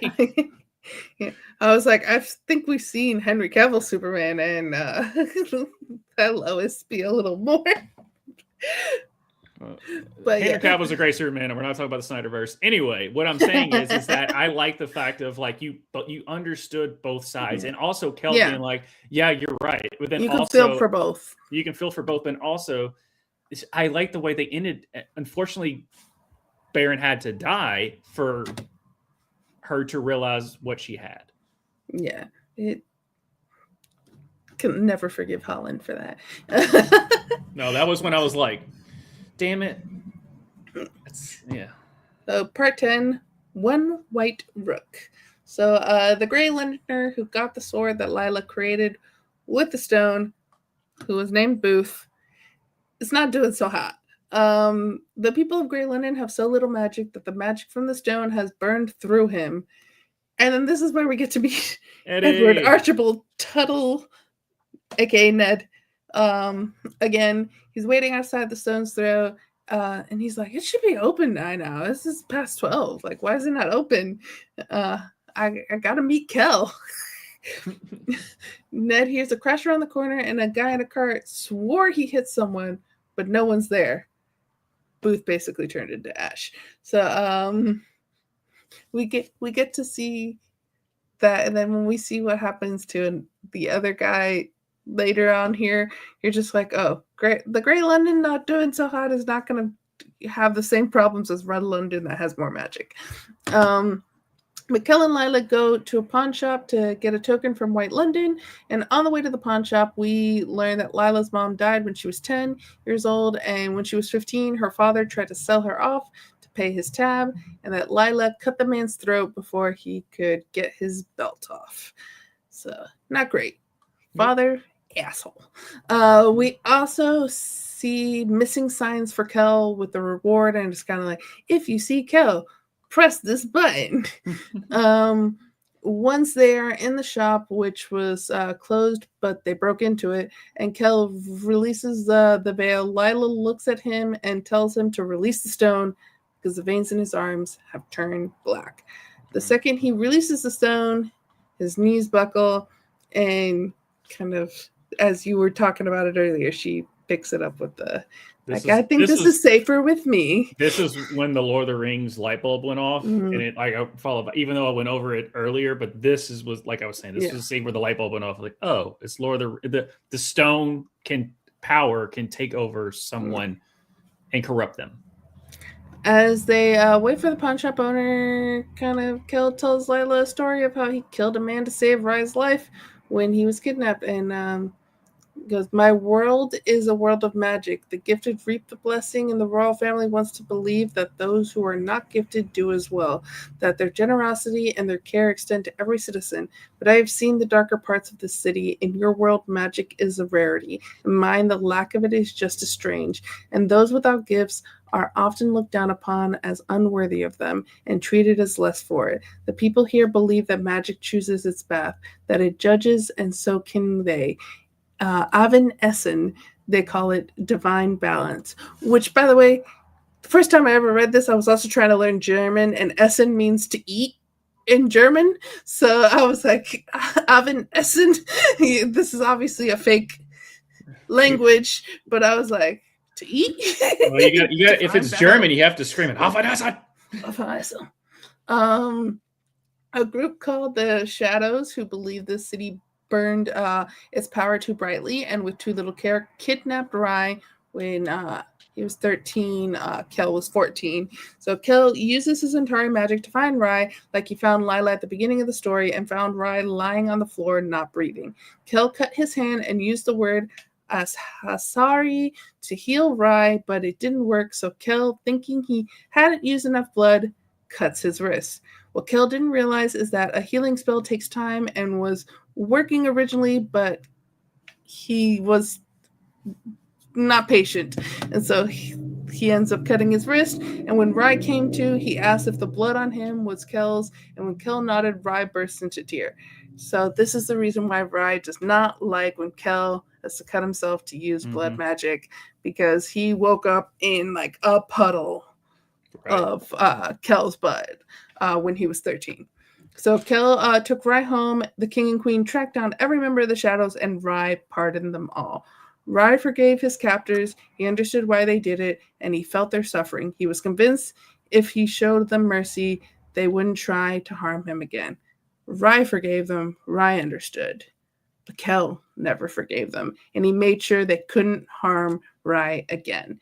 So, and when hearing that story, Lila looks at Kel with respect. She's like, I would have done the same, which is why Lila's a little too much sometimes. Yeah, and and obviously we're gonna get to it, but anyway, keep going. The man from the alley in Red London, who Kel used the magic on, seems very similar to Booth in Grey London, but he's been busier than his Grey London counterpart. The night before, he went to a brothel and transferred the black magic to a prostitute. He could feel himself spreading through the city, which... Oh, yeah, when it's like, all right, so you transferred it to a prostitute and then you spread it through the city. That's not black magic. What are you trying to get at, Schwab? Yeah. Okay, what are you trying to do what underlying message are you trying to present here? Okay, sorry, keep going. Kel searched through the pawn shop and can't find the token. And then Fletcher, the pawn shop owner, enters the shop, and the missing signs, as I said, have a touch here. If you see Kel, and Fletcher does, and the royal guards appear in the shop. So right as the royal guards arrive, Lila uses the stone to hide herself, and she's obviously in another area, so she can only hide herself. She cannot hide her and Kel. And Kel follows the guards back to the palace with one guard staying behind, which they think, oh, he's going to pay Fletcher. Well, Fletcher asks the guard for the payment, and the guard slits Fletcher's throat. And once the guards leave, Lila, being the thief that she is, steals this token off of Fletcher and goes, you know what? I also like this knife, so I'm going to steal this knife too. And one of the guards with Kel basically chloroforms him. That's all I thought about it. It's like chloroform. The way it was written too was just like when it was like a white handkerchief comes across, and the smell was weird. And then I don't know anything, or like it goes to black. I'm like, yeah. I mean, Schwab, we get it. Just say he chloroformed him. But if you want to write it out in like a whole paragraph, to me, like the way she described it can be either taken two ways. Either like you can just say he chloroformed him, or you can be like, my teacher wants me 1,000 words, so I'm gonna do this thing 1,000 words.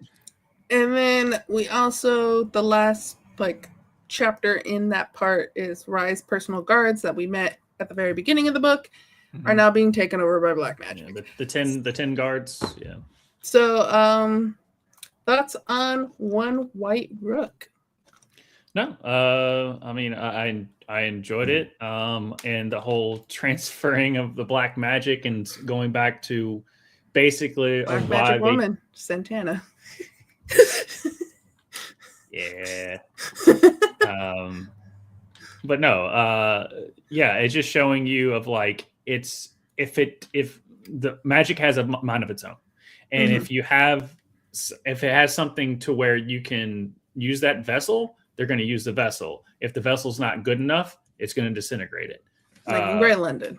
Yeah, like in Grey London. So it was basically kind of describing of what Kel was saying of why they sealed off Black London to begin with, is because magic basically took over everything. At least according to this book. I mean, obviously there's two more books that would probably flesh out Black London, but no, and Lila's lack of empathy is probably annoying too. Just like Fletcher said, oh well, this he doesn't need it anymore. It's like, but you're supposed to be like the main good protagonist. She knows that they need the rook, so if like she just took the rook, but then she's like, I'm gonna also take this. Yeah, and then going back to the thing of she didn't realize that there was red magic, but before they went to Red London, Kel was just like, okay, fine. Like she talked him into doing it. He was basically like, what I'm doing is treason. I'm putting my neck out for you to come with me on this journey. And what does she do 2 seconds into it? She steals some shit and gets herself in trouble. She can't help herself. She's a kleptomaniac. Yeah, I mean, it basically is what she says. But that's where the annoying thing that I can understand where people... Can you stop trying to steal stuff for 1 second? And then she just like takes other stuff. Goes, well, he doesn't need it. It's like... Where like Kel even tells like, hey, there is magic in the pawn shop to stop people from stealing, and then Kel's like, I hear her pockets jingling, like when they were searching for the rook before Fletcher shows up. She very much is just like, she can't help herself. No, but the biggest like over like the more deeper part was Kel rescuing Rye, and Rye pardoning the shadows. It's like when John Paul II forgave the dude from shooting him, type of thing of like that empathy. But the thing is that you show empathy, but then they come back and do it again, and it can make Rye lose that empathy. With Kel basically going out and killing those people, Rye doesn't know that they're dead. He just thinks that they've got a kinder heart because he showed them a kinder heart, which keeps Rye's empathy. It keeps, it is. And that's when you hear the story there and like the ending to the story, you learn a little bit more about Kel than what you knew before. And Kel will do anything for his brother. Oh, yeah. And that means killing people. And he doesn't like to kill people. And he knows that. Whereas like Lila likes, even said it herself, she likes to kill people. She likes the power she feels when she kills someone. Yeah. Whereas like Kel knows that he loses a little bit of himself every time he kills, but he will do it anyways for his brother. And so you learn there that like it's not that he doesn't have the capacity to win, as we were talking like he was getting owned earlier in the book, is that he does not want to get to that point. He does not want to be that monster. He does not want to be like Holland. He does not want to do what he knows that he can do. Right. He holds himself back. And that's what, in that moment, that makes him a better character than like before. Like if you were reading the beginning and you're upset about Kel kind of losing a little bit there, when you get to this part and you see that, you're just like, oh, you finally understand. Yeah. No, I that was a really cool story beat of him doing everything he can to protect his brother, not just for safety, but also his humanity. Yeah. Now, granted, I don't know if that's what she was going for, but that's what I took from it. Yeah. And then, so, confession to everyone. I did not finish the book. I got to here, but I've read the book before. So, yeah. I finished the book just many years ago. Right. So Josh has a fresher but this is what I remember from the last time I read the book of what happens at the end. And Josh will fill in with his clearer head and his thoughts on everything that happens after Kel gets chloroformed. So what I remember, Lila gets an outfit from a lady at the night market. That's pretty cool. There's a masquerade ball. Astrid is controlling Rye through the gift Holland gave him. So we talked about earlier, like when it was like, what was Holland doing in your room? He gave the gift. That gift is controlling Rye. Kel saves Rye's life by using bonding magic. And so basically, if Rye were to die, then Kel would die. And if Kel were to die, then Rye would die. They are both now bonded completely to each other. And Rye's not happy about that. Mm-hmm. But Kel had to do what he had to do to save his brother. Right.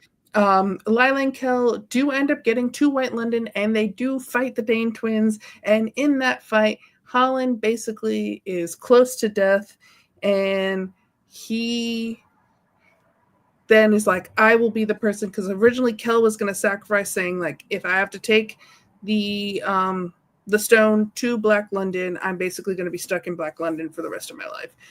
Holland basically makes that sacrifice, and that has consequences for future books. And then Lila stays in Red London, and she's about to live out her dream of becoming a pirate. And that is what I remember of the end of this book. Josh, what do you have to say about the end, or any extra of what you liked about it? The tragedy of Belos, or whatever that kid's name was, that Athos basically tortured and then basically made him kind of a slave. And Lila confronts him, and he basically, his mind is still there, which is a torture in itself. As his body, he can't control his body. He is only supposed to guard. And so Lila goes, she's like, I got to get through here to get to Kel. And he's like, but I have to guard this. And she was like, well, what do you mean you have to guard? She's like, I have to guard this. And so he basically asked her to just kill him so he doesn't have to keep doing this, because he's basically a torturer. And she just does it.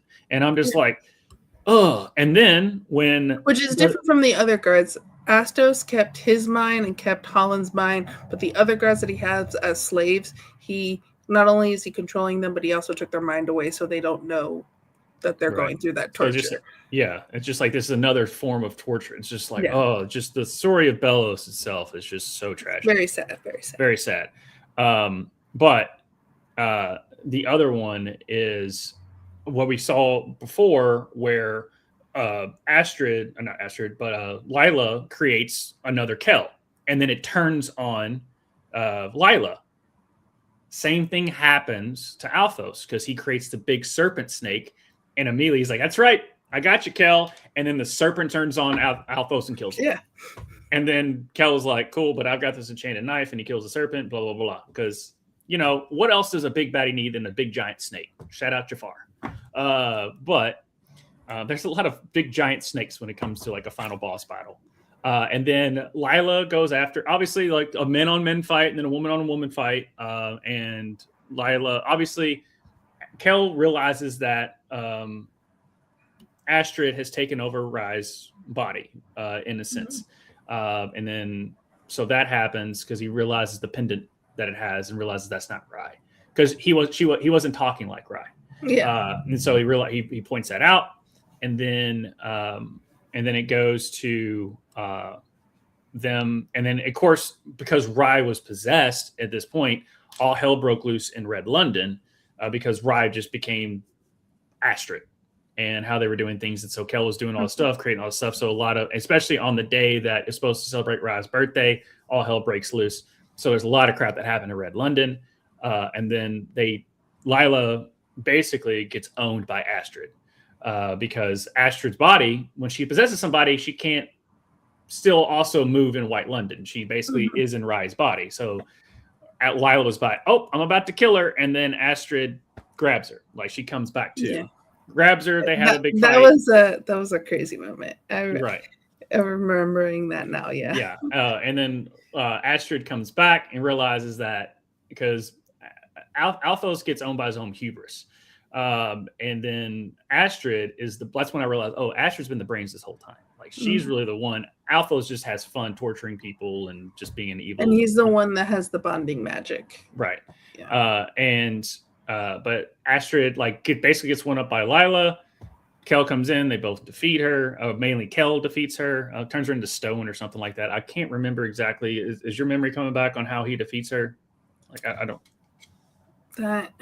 I just know that they fight in White London, and that Holland ends up close to death. And I'm like, my memory doesn't fully remember exactly what happened, and that's why I was like, I will find out soon when I finish the book. And they conjure and then because basically Kel has to use the black stone to defeat everyone, and then the black stone almost consumes him. And Lila says Rye. Think about Rye, and that part of that's why I like Rye, and that's why Kel and Rye's relationship is my favorite part of this book. It's because that he was basically facing the Blackstone himself. Like, you know, you face like the shadow figure of yourself, which is like all the evil that you have in you or all the bad stuff you have in you, and it's taken over him. But he hears that Rye and he defeats that and comes back too. And then they basically get pardoned by the president of Red London, and then he has that talking with Rye after Rye's back. And then the king, there's no president. I'm aware, but I was making it was a saying. You know what I mean? Yeah. I always say that, get pardoned by the president type of thing. But yeah, no, the king was just like, okay, I get it. Don't like it, but I get it. And plus, you and my son's bond, I'm not going to screw that up. And you definitely, what I remember is that, because like they view themselves, or at least they did view themselves as Kel's parents. And then in that moment, they kind of, you can tell that they realize subconsciously, like, yeah, no, they care more about Rye than they care about Kel. And then they still view Kel as family, but it's kind of like more side-eye family than like family. Oh yeah, for sure. But let's bring on a guy that, honestly, the way it's going and the moves that he's making might win our fantasy football league of the Ruckus. Let's bring on Ryan. Ryan, how we doing? I got a chance. Yeah, you do. You've been making some good moves. Yeah. Hey, Tushka, you know Bucky Irvin was available. But Ryan, I'm gonna let you, Ryan. I will be right in 2 seconds. Back in 2 seconds. Well, Ryan, what'd you think of the book? I enjoyed it. I will say, out of a lot of the books that we have read, it was actually one of the more enjoyable ones that I will actually probably read the other two books. Okay. I mean, because I felt incomplete, but obviously there's still two more books to go. I mean, there's things that I would like to have seen in the first one, like, so that makes me think, so are we gonna visit some Black London? I mean, there's parts of it there. There was that blank map. I don't know if that ever gets come back around. It feels like that might have been something that Lila had. Then her missing eye, that feels like that's something. And there's just things that are there.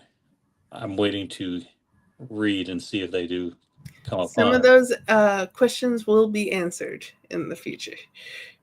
Yeah, I mean, some seem to be more important than others, but those are just saying some stuff there that I'm like, yeah. I mean, unlike, you know, our wonderful Black Haven one that we enjoy, and it keep being brought up as one of probably the best ones that we've read for that type of genre, but this book felt like it was 3 books and or one story broken up to 3, and that's just how it is. That book was going, Brad Haven was one book, probably planned to be one book, and just put it all together. And that's why we just tend to like it better, because it gave us what we needed. And we don't feel like we have to go back to that world for a continued story if we really didn't want to. So that's why I mean, but there was still a lot in this book. So I did read it, and I liked the different Londons. I liked just the whole story of it, and I mean, I was glad this was a choice. I enjoyed it overall, where it wasn't those forced reads. I probably finished the back half. I finished the back half of the book probably these last couple of days in a few sittings, just because I got it. Actually, the stuff where you stopped reading, that everything past that, I think I really started to enjoy it more. No, everything that happens afterwards, I'm like, oh, this is where the story really, really picks up, and it's just like, okay, I'm remembering stuff. And as Josh was saying stuff, I'm like, oh yeah, I remember that. But it's been a while since I read the book. Yeah. As soon as Kel realizes that Astrid took over Rye, it really picked up. Yeah. I know. Yeah, he stabs him because she said please. Right. Because Lila don't say please. Right. That yeah. That could have gone wrong. I mean, she really could have said please, even though that's not her character. Yeah. And then what was it at the very end of the book where they're Lila and Kel are in front of the king and queen, and or no, they're talking to Rye, and he was like, yeah, I did this, I saved your life and stuff, and then I realized, and Rye was like, I'm sorry, I tried to stab you, that wasn't me, and then Lila's like, well, I tried to stab you, but that was me. That was me. And she was like, and he was like, I like her. You talk differently to me. I like that. Yeah. It makes me wonder if he was possessed or not during the when they're doing the parade around town. And they locked eyes and all that kind of stuff. So you never know. I mean, just no. The only question I have for both of you, because I figured that Ryan, thank you for always is joining the show, and good luck if I make the playoffs. Me and Solar are taking you down. But anyway, why did the Dame twins need to manipulate Kel to take the stone to another London? Didn't need. It was a power trip. They wanted to. Okay, because I was like, couldn't they just do it themselves through Holland? Right. They even said though if Holland got caught, then he would have. It would have come back to them. Okay. But if our guy got caught, well, then that would have been a separate issue. But it didn't come back to the white. I think it's one of spreading magic. It is of power. It is of maybe he can get caught, and then he like either is imprisoned or killed, and then we have the only Antari, the only person that can travel, so that we are the most powerful. So yeah, it's definitely a power trip. Okay. I remember her saying that, but then I was still like, like the whole time, like Big Bang Theory ruined Indiana Jones, Raiders of the Lost Ark, because it's like Indiana Jones didn't need to be a part of the whole story, like the whole time. Or like the Twisters movie. I'm like, they didn't need to bring her into the movie at all. They still would have gone to the homes. They still would have bought all the land that got destroyed. And like, this was the whole thing of like, they really didn't need Kel. But then when you said that, I was like, okay, yeah, they needed it because they were just. It's power. It's power. Yeah, I mean, why they already had all the power and that they could in White London. So let's go to other Londons and try to, be jealous and take things on. Because they were bored. Yeah, they were. I mean, they're busy. White London sounds like shit. Yeah. Want to do stuff in other Londons. You might have said it before when I was gone for 2 seconds, but obviously we talked about at the beginning of the show, and Soul told me that other people like just found Lila annoying. She was annoying, but she wasn't annoying to an extent where I didn't like her as a character. Did you find that as well, or she was fine? She's fine. Okay. I mean, yeah, you did things that made you go, but right. But that's just kind of it kept the story going, I guess. Yeah. She's gonna press the red button when you tell her not to press the red button character. Yeah. Oh yeah. And a lot of times too, especially too with the Kel being a dumbass, I'm like, if Kel was smart in this moment, then we wouldn't have a story. So like sometimes with Lila, even though she's doing stupid stuff that makes you go, really, Lila again? It's just like we wouldn't have a story if Lila wasn't doing the things that she was doing.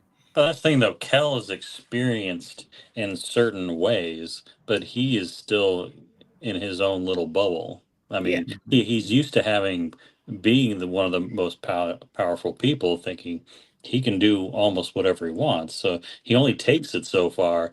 But then when things are out of his norm, and especially like the twins, I mean, he's dealt with the twins, but hasn't really been really manipulated by them. That's still out of his I just said what he understands, and then so he just does stupid things because yeah, he only has so much experience. And then Lila, she's does her things, and she just thinks everybody's out to get her, and she just has to take. You don't understand. It's just it's there. You don't have to. I did like it. Me and Sol. I never brought this up when we were going through it, but I did like as we're going through the last little part where she got the new wardrobe and stuff. And the reason she got the new wardrobe is because she spoke in English, in which English to Red London is royalty, and that's the first time because after Holland killed Baron, R.I.P. too soon. But after he killed Baron, because she was always like, I don't want free handouts. I don't want free handouts. And at this point, she was like, sure, might as well. Gets a badass outfit. Yeah, she gets a badass outfit. And then it gets tarred up at the end. It gets torn up at the end, but she's still wearing it. She's still rocking it. Oh, she had some patches, and she's like, nope, I've never looked this badass before, and I'm gonna keep it. But to go with the Arya Stark comparison, what did Arya Stark end up on at the end of Game of Thrones? A boat. What did Lila? Yeah, her own boat. Her own boat. And what did Frodo end up on? A boat. Yeah, dude. Did you have a light bulb moment? It's like, are they taking the one magic thing that corrupts people to like the distant dark land that no one wants to go to? Where I didn't analyze enough, but yeah, that one. When you go with it, I'm like, yeah, you just I could see it. It's definitely there. I legit didn't think of that, and then you said that, I'm like, yes, that is what that is. But you are always coming with all the references. I don't know how my brain works sometimes, but I do it, and it makes sense somehow. Even though, as you were talking about it, my mind got distracted with like, yeah, I know, but it could have also been one movie if those big eagles would have just. Okay, we're not. This isn't the show, Ryan, but I understand what you're saying. But if you think about it, okay, I'm gonna push up my glasses here. His story. Saruman's, yeah, it wouldn't have been a story. And then Saruman's eyes, his tower was destroyed before the eagles came in, or Saruman's eye would have saw it, and they would have already destroyed the eagles. That's the only argument I've seen that made sense to make. It's true, but I mean, I'm just thinking, it's just a big eye. It sees it. It's not a big laser. All right, guys. We need to do time travel, bitch. Go back, ask J.R.R. Tolkien, come back, and then come back, and then let. So are we nerds or? Yeah, we're nerds. Yeah, I'm not in denial. I mean, I know who I am at this point. I'm okay with it. I am. If anybody else has issues with it, they could just log off and go whatever. Yeah. So. I have a Santa baby Yoda. Okay, I'm good with who I am. All right. Wait a minute, I got a Yoda around here somewhere. I mean, it's out of reach, but I got a George R. R. Martin Funko Pop. Right. So. Yeah. So, but yeah, no. I mean, this book. I don't get. Okay, I'll take your word for it. But I don't. Do you like? So what people were saying they didn't like it and why they couldn't get through it. So one thing that they said that it felt YA, which I didn't get that, especially with like some of like the darker stuff in there. Not that YA does not handle dark topics, but and then I was like, well, as I said earlier, when she writes as Victoria Schwab, that's her YA books. When she writes as V.E. Schwab, that's her adult books. They don't like Lila at all. And then they just didn't like the story is usually what they're like, oh, it's not a good story. And then, so it was one of those things that was just like, I liked it when I read it. Am I the one who's wrong? And then rereading the book now, I'm like, I still like this book. I still think it's good. So not that if someone has a different opinion of a book than me, then like they're wrong and I'm right. I'm never going to say that. But I use it as an example. I didn't watch it or rewatch it, but my wife just went through the whole series of Lost on Netflix. Mm-hmm. And she didn't, we didn't like the ending the first go around. She watched it again and she's like, no, I like it now. And it's like, yeah, you just kind of, you never know. Like I said at the beginning of the episode, or my before we went live, but that was with she was saying like all these people were douchebags or whatever, and like that was me with Arrested Development. Like people are like, oh my god, Arrested Development's so good, and I watch. I'm like, all these people are annoying. I can't stand to watch this show. And then I was just like, you know what? Let me give it another shot. And it just clicked. And I was just like, yeah, Arrested Development. That first 3 seasons are just gold comedy. And like with the they're Lila annoying one, characters. The argument that I understand the most is the Lila one, because I can see how she can be annoying, but I think that is part of her character and that she's written well, and that I think like it's good in the story. Like even if I if I was in Lila's shoes, I wouldn't be doing the same thing. But if every character was like me, those would be boring stories. Yeah, no, you're interesting. Don't you sell yourself short. That's what I'll bring my wife again just from tonight. My daughter was watching the first Wicked, and she's like, I just can't stand that Linda. She's so annoying. I'm like, well, that's a character. They do it Some well. characters are supposed to be annoying. Yeah. But yeah, no, I mean, yeah, like it's just the fact that like she's annoying because she's so stubborn, and you wouldn't make that decision. Yeah. And you see her lose a little bit of her stubbornness, but like if you know a stubborn person, it takes them a long time to lose some of their stubbornness. And we're only a third of the way through the story, right? And it's again book 1. It's and not put over Brighthaven. And I was shout out, but it's Josh's favorite book. He's going to continue talking about it for every book. It's his favorite book. Until you get one that's better, that's just gonna be what it is. Dungeon Crawler Carl is its own entity. Blood Over Brighthaven as a standalone novel is amazing. Right. Yeah, I am up to date on Carl. Yeah. Oh, you're fully up to date on Carl. So big, these books. So, I forgot to bring this up. Yeah. For long ass books. I forgot to bring that up. There you go, Ryan. Yeah. I mean, if we want to do like a side quest of we take the whole year of 2026 to read Shogun together, I would be down. It would be a chapter, like per no. It depends how long they are. I mean, the chapter. Yeah. 2026 Shogun, 2027 War and Peace. No, we're not going to do that. But what was the big thing that surprised you about this book? Oh, if I had real surprises, I don't know if there really was. I mean, I enjoyed the back third the best. I did enjoy how the twin died, because that was just pretty funny. That it was a surprise in how it happened, but then I'm like, oh yeah, that's nice. That you hit that right, and it just that magic basically turned its back on the twin and ate him. I'm like, yeah. His own hubris. He was search. He wanted more power, and the power killed him. We said that earlier, where like the thing that you created is going to be the thing that harms you. We saw with the swords that Kel imbued magic into the swords for the guards, that it harms him and takes away his magic, that he has to use the Blackstone. And Lila creating the Dark Kel, and then it turned on her. I mean, I'm looking forward to. I'm assuming I was going down the list of things that I wanted to see in this in the book 2 or 3 that we just didn't hit in book 1, and visiting Black London in some way, shape, or form. I would like to. I mean, I'll find out if it's in there, but that I have a feeling would be a heck of a ride if they end up going there. It's like, in the most non-spoilery way, book 2, if you watch anime, book 2 has like a tournament arc. So there's this like giant festival tournament that's happening in Red London. So that's taking place. So that's kind of the setting of a lot of book 2.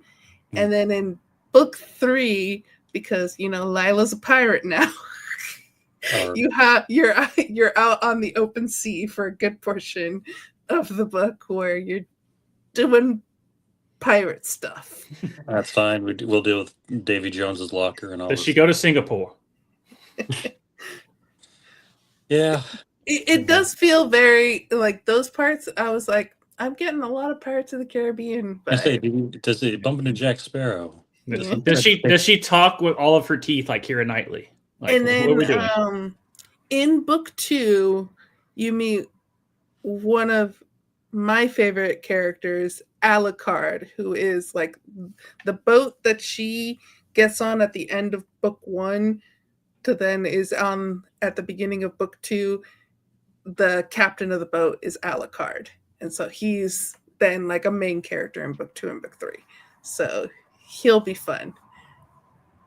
That's fine. He doesn't need to die right away like our Brooke or whatever his name was. Yeah, that Aaron?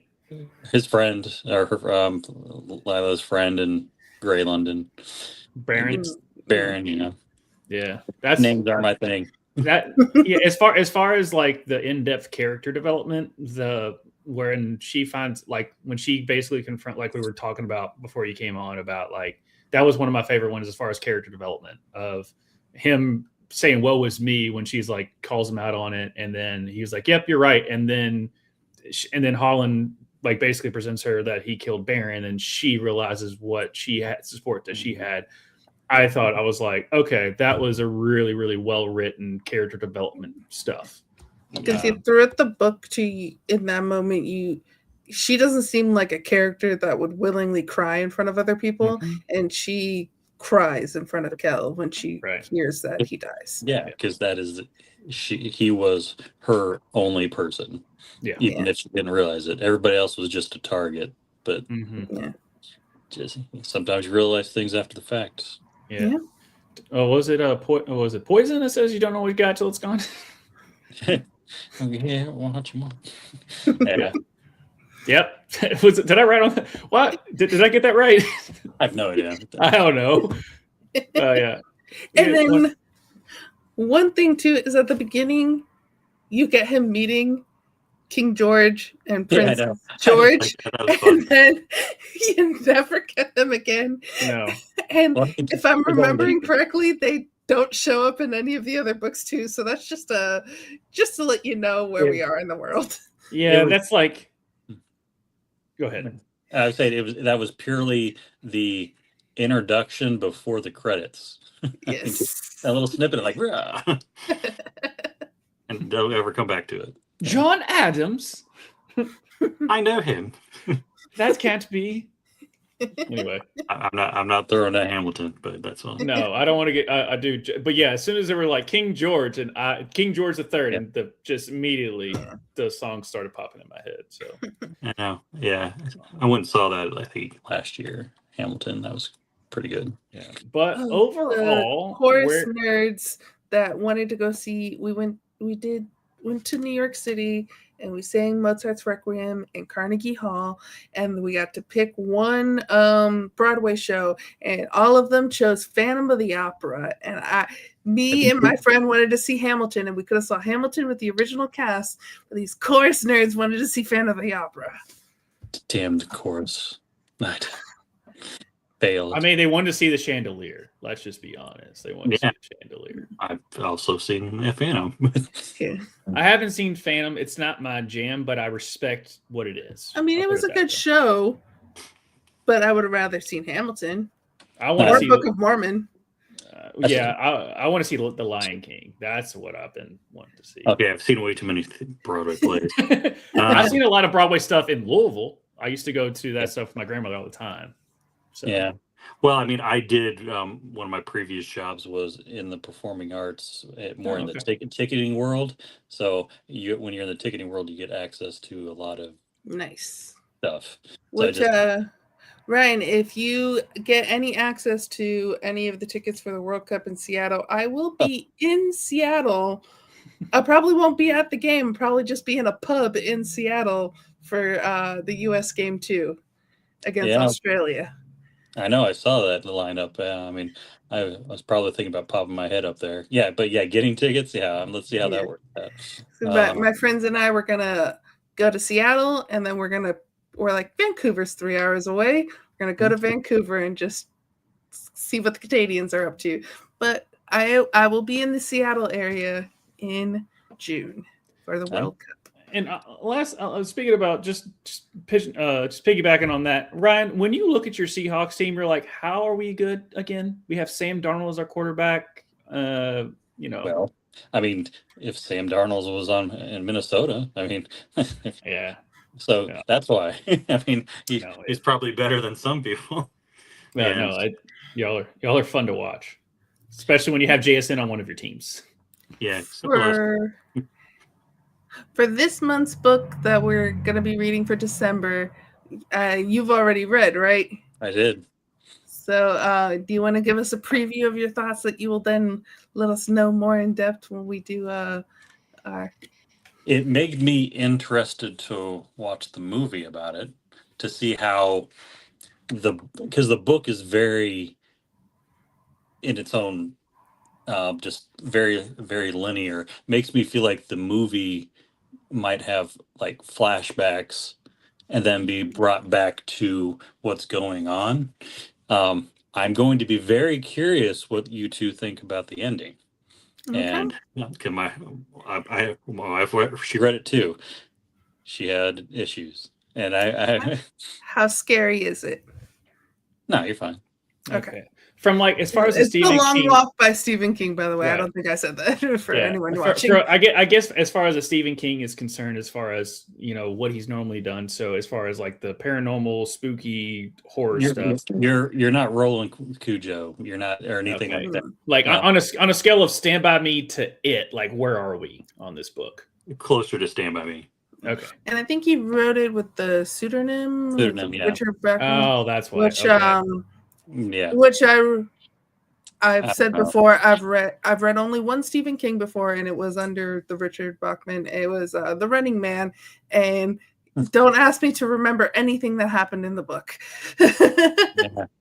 I read the which one it was, the Kennedy assassination one.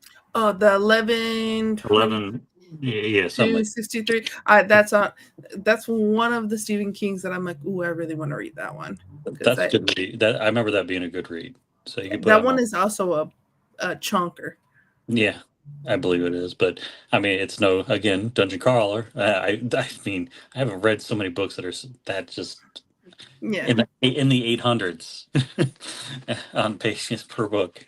But obviously you went through all of them, so you enjoy them. Oh, yeah, Are they getting better? What's your overall view of now that you're caught up of the series?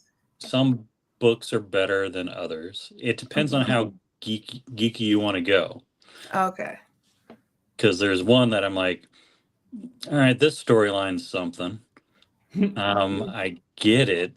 I didn't really follow this type of storyline growing up on what they're doing, but I'm like, all right, I'll go along for the ride. That's fine. Mm-hmm. But then, but I will say the most recent book was definitely a combination of a lead up from all the other ones. Right. I mean, there's more stuff, more books coming along, but I'm gonna buy. I didn't buy any of the books because I was at the library, but I'm gonna buy this current one just because I'm going to go get that one signed by the author next month because he's at a book signing because he lives up here. So didn't know that. That's why, because it starts. It's in book one starts in Seattle. You're right. Yeah, that's why do you think he starts? That's his neck of the woods. So which one's your favorite so far of the last one? The last one. Yeah. So none of them have. So none of them have jumped this. None of them jumped the shark yet, or have they made a reference to jumping the shark? There's a lot of sharks, and I mean, there's some sharks and some. Right. I mean, I can't even. It's such a mind trip of a series to even try to explain it. What it's at for people who haven't been reading it. I'm like, nope, can't do it. But it's still fun. It's still a fun read, or listen if you need to. There's one thing that I heard like on his Patreon. So with the loot boxes, that he will write up the what's in the loot boxes kind of things, and then he'll let his Patreon members like pick which one they like more. So they have some of his Patreon members, that was their contributions to the book, is like, because there's a lot of loot boxes that don't mean anything to the plot. Right. So they're just there to have funny stuff in there. So he lets his patrons pick It gets which one. the AI that controls everything that you know in the first one, as each book goes, is definitely weirder and weirder. More perverted and perverted as they go along. I'm sure.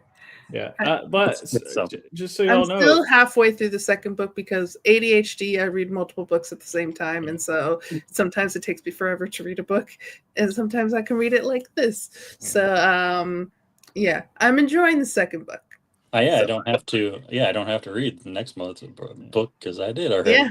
I'll see if I take a break on reading or not. It's still not on Spotify as an audiobook, and I'm like, come on, I want to revisit the first one again. But the only thing they have are just different podcasts about the series. That's it. It's Audible exclusive.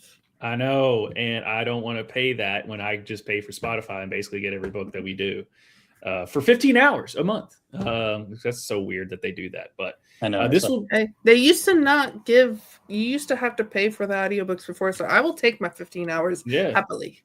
Yeah. But just so you know, guys, confession, this will be the first Stephen King novel that I've actually either read / listened to. I'm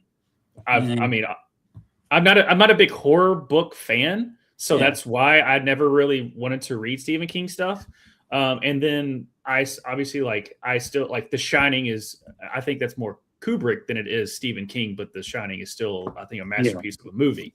And then when I got older, I liked it, but as a child, it scarred me like everyone else because, oh, it's a clown movie. No, it's not a clown movie. I'm thinking of Player Number One right now. Yeah, Ready Player, and I do have Ready Player Number One. I do have that book. But yes, I understand the reference. I understood that reference. Shout out Captain America. But that one too. but yeah, and then Shawshank and Stand By Me, obviously. I mean, those are just solid. But the 1912 one or what one I just said with that one would be a good one to read too. I mean, it's a good story. Okay. Yeah, that one. I think I have that one, and I think The Institute, I think is what it's called, or like the only ones of like Stephen King's that I'm like, ooh, I'm actually interested in reading these because, again, not a horror person. So I don't read a lot of Stephen King. And as I said before, the only Stephen King I've read before was The Running Man. Yeah. And that was like I'll watch middle school, high school when I read that. So I think it was, 14 years old. So it was a long time ago. I don't remember much about it. Yeah. I'm currently not watching Welcome to It. I've been told that Sean, who says it is an amazing show, and he goes, everyone should watch it except for Soul. Soul, do not watch it. You will not like it. You will be scared. And I was like, okay, Sean, thank you. I will not be watching it. Part one was really good. I really enjoyed it. Part one. I am still, I think, mentally scarred from the first Nightmare on Elm Street movie with Johnny Depp. Because I watched that way too young. Yeah, when getting sucked into the bed. I'm like, for the longest time, I would not sleep like in the middle of my bed. I'm like, I'm just gonna sleep to the side, even though I don't have a water bed. I was just like, no, I saw that too young. What scarred me from the first It movie was the shower scene where he like pulls that open and just comes out, and I'm like, it still gives me just goosebumps. Shout out to Tim Curry. I didn't see that. Yeah. Shout out to Tim Curry. And they never. The creepy part about it is they don't credit Tim Curry in the movie. You don't know who plays It, even though now you do. But yeah, and like when you first see it, like that was the one thing they did. They never credited Tim Curry. They didn't say who played the clown. So to make it like have like a realism to it. And my buddy was so scared of It when we were in college, back when rental stores were still a thing, because his buddy, he would find the casing to It, and he couldn't even look at it. He was so scared of the movie It. Like we would literally like just sit there like, Marcus, you want to look at it? He was like, no, go F off. And he's like 18 years old. He's like, no, get away from me. Yeah. But some things will get you. But one of my favorite things about the funny things about Stephen King, is someone was like trying to make this on Twitter or something like that. It was like they made this big thing about magnum opus, about how great Stephen King was. Just he always stood fast, and he created all these novels. And then someone was like, and Stephen King wrote, he goes, "Dude, I just did a lot of cocaine." Yeah. It's like, yeah. Yeah. And by the way, guys, don't read the ending of it. It's weird. I don't do it in the will not movie. be. I will not be reading or watching. And a lot of his book. I love Shawshank Redemption, the movie. Yeah. It's a great movie. That's the probably between that and the Running Man, which like the book, and then the Arnold movie. Like I think that's my only Stephen King that I've watched or read. Yep, and that's why 1994 is the greatest year in cinema history. I'm not going to go through all the movies. I am embarrassingly memorized too many of them, but it's a great year. But as always, Ryan, thank you so much for being the only one here. Although so many people have voted for this one, and they're voted for your book. So I need to see Jason. I need to see GIF. I need to see Brennan here next time. I mean, vote on the books. Maybe if I beat GIF and the league, because we're both there. You too much. You're too buddy in our chat. I need you all to talk shit. Every time it's just like good win. Well, consider we do play each other this week. Okay, good. All right, fine. But yeah, I'm gonna need y'all to show up. Come on, you're voting for this. The only one I give a pass to is Drunken Prayer because he's in Scotland and this is way too late. No, man, I need you up at 4 a.m. or whatever the time difference is. just log in from bed. You're like, yeah, I'm here. Yeah. But even if it is just that, so yeah, you guys are voting, and I know some of you are reading. I'm gonna need you to show up. I'll put that on there. But as always, Ryan, thank you for showing up. Thank you for being here. And we have a good rest of your night. All right. See you. We did it. We did it again. Another book, another chapter of this show. We've got some new branding in 2026, guys, for all of our other shows, which on Monday we'll have our Fantasy F Around with myself and a guest. I'm trying to get that guest for the Fantasy F Around because Tushka, shout out to Tushka and thank you for all the stuff that you're doing, obviously on the other shows and all the production stuff that you're doing. But yeah, he'll have to. He won't be there for this Monday show. He's got other obligations that he's doing, but we'll be back again, obviously a week from Monday for that. And then on Wednesdays, you get Rev Sports Wrap It Up as we every Wednesday at 9:00 Central, 10:00 Eastern for that. And then on Thursdays, you get me and Justin Toner. You get a lot of me on this show, on this channel. So if I annoy you, like some people get annoyed with Lila, sorry. You're our Lila Bard. Are you going to become a kleptomaniac? No, I'm not a klepto at all. At all. I've never. Thou shalt not steal, and I actually listened on that. But yes, on Thursdays you have myself, and Justin Toner to talk about the world of wrestling, of Ruckus Wrestling at 9:00 Eastern, 8:00 Central, and then like we alluded to before, the first Friday of the new year. Of 2026, we will be talking about the Stephen King novel, A Long Walk. The Long Walk, and that's our December book. And then if you want to join our Discord down below, where we do vote on books, we will be voting on January's book pretty soon. And then February and March's book is already decided. So if you want to go in there and check, I think it's Kindred by Octavia E. Butler for February and Project Hail Mary in March, because that's when the movie comes out as well. So do a little book movie there. If you just like we're doing next month, we're doing a book movie basically because the movie did come out for The Long Walk. So this is a movie that's coming out. Right, I know. So go down below, Discord, completely free to join, and then you can be like Ryan and be on here to tell us your thoughts about the books. Yeah. But we did it again. We Another did good it. episode. Another good episode. Thank you, Josh, Thank for you so. always being here with me. And thank you to all the watching. And thank you. I give our Discord members shit sometimes, but you guys are fun. And I know that you're reading. I just know that it's Reading. Look, take a look. It's in a book. Reading Rainbow. Shout out LeVar Burton. It's coming back. Reading Rainbow's coming back. You knew they were bringing that back. Yeah. So, but see you guys. See ya.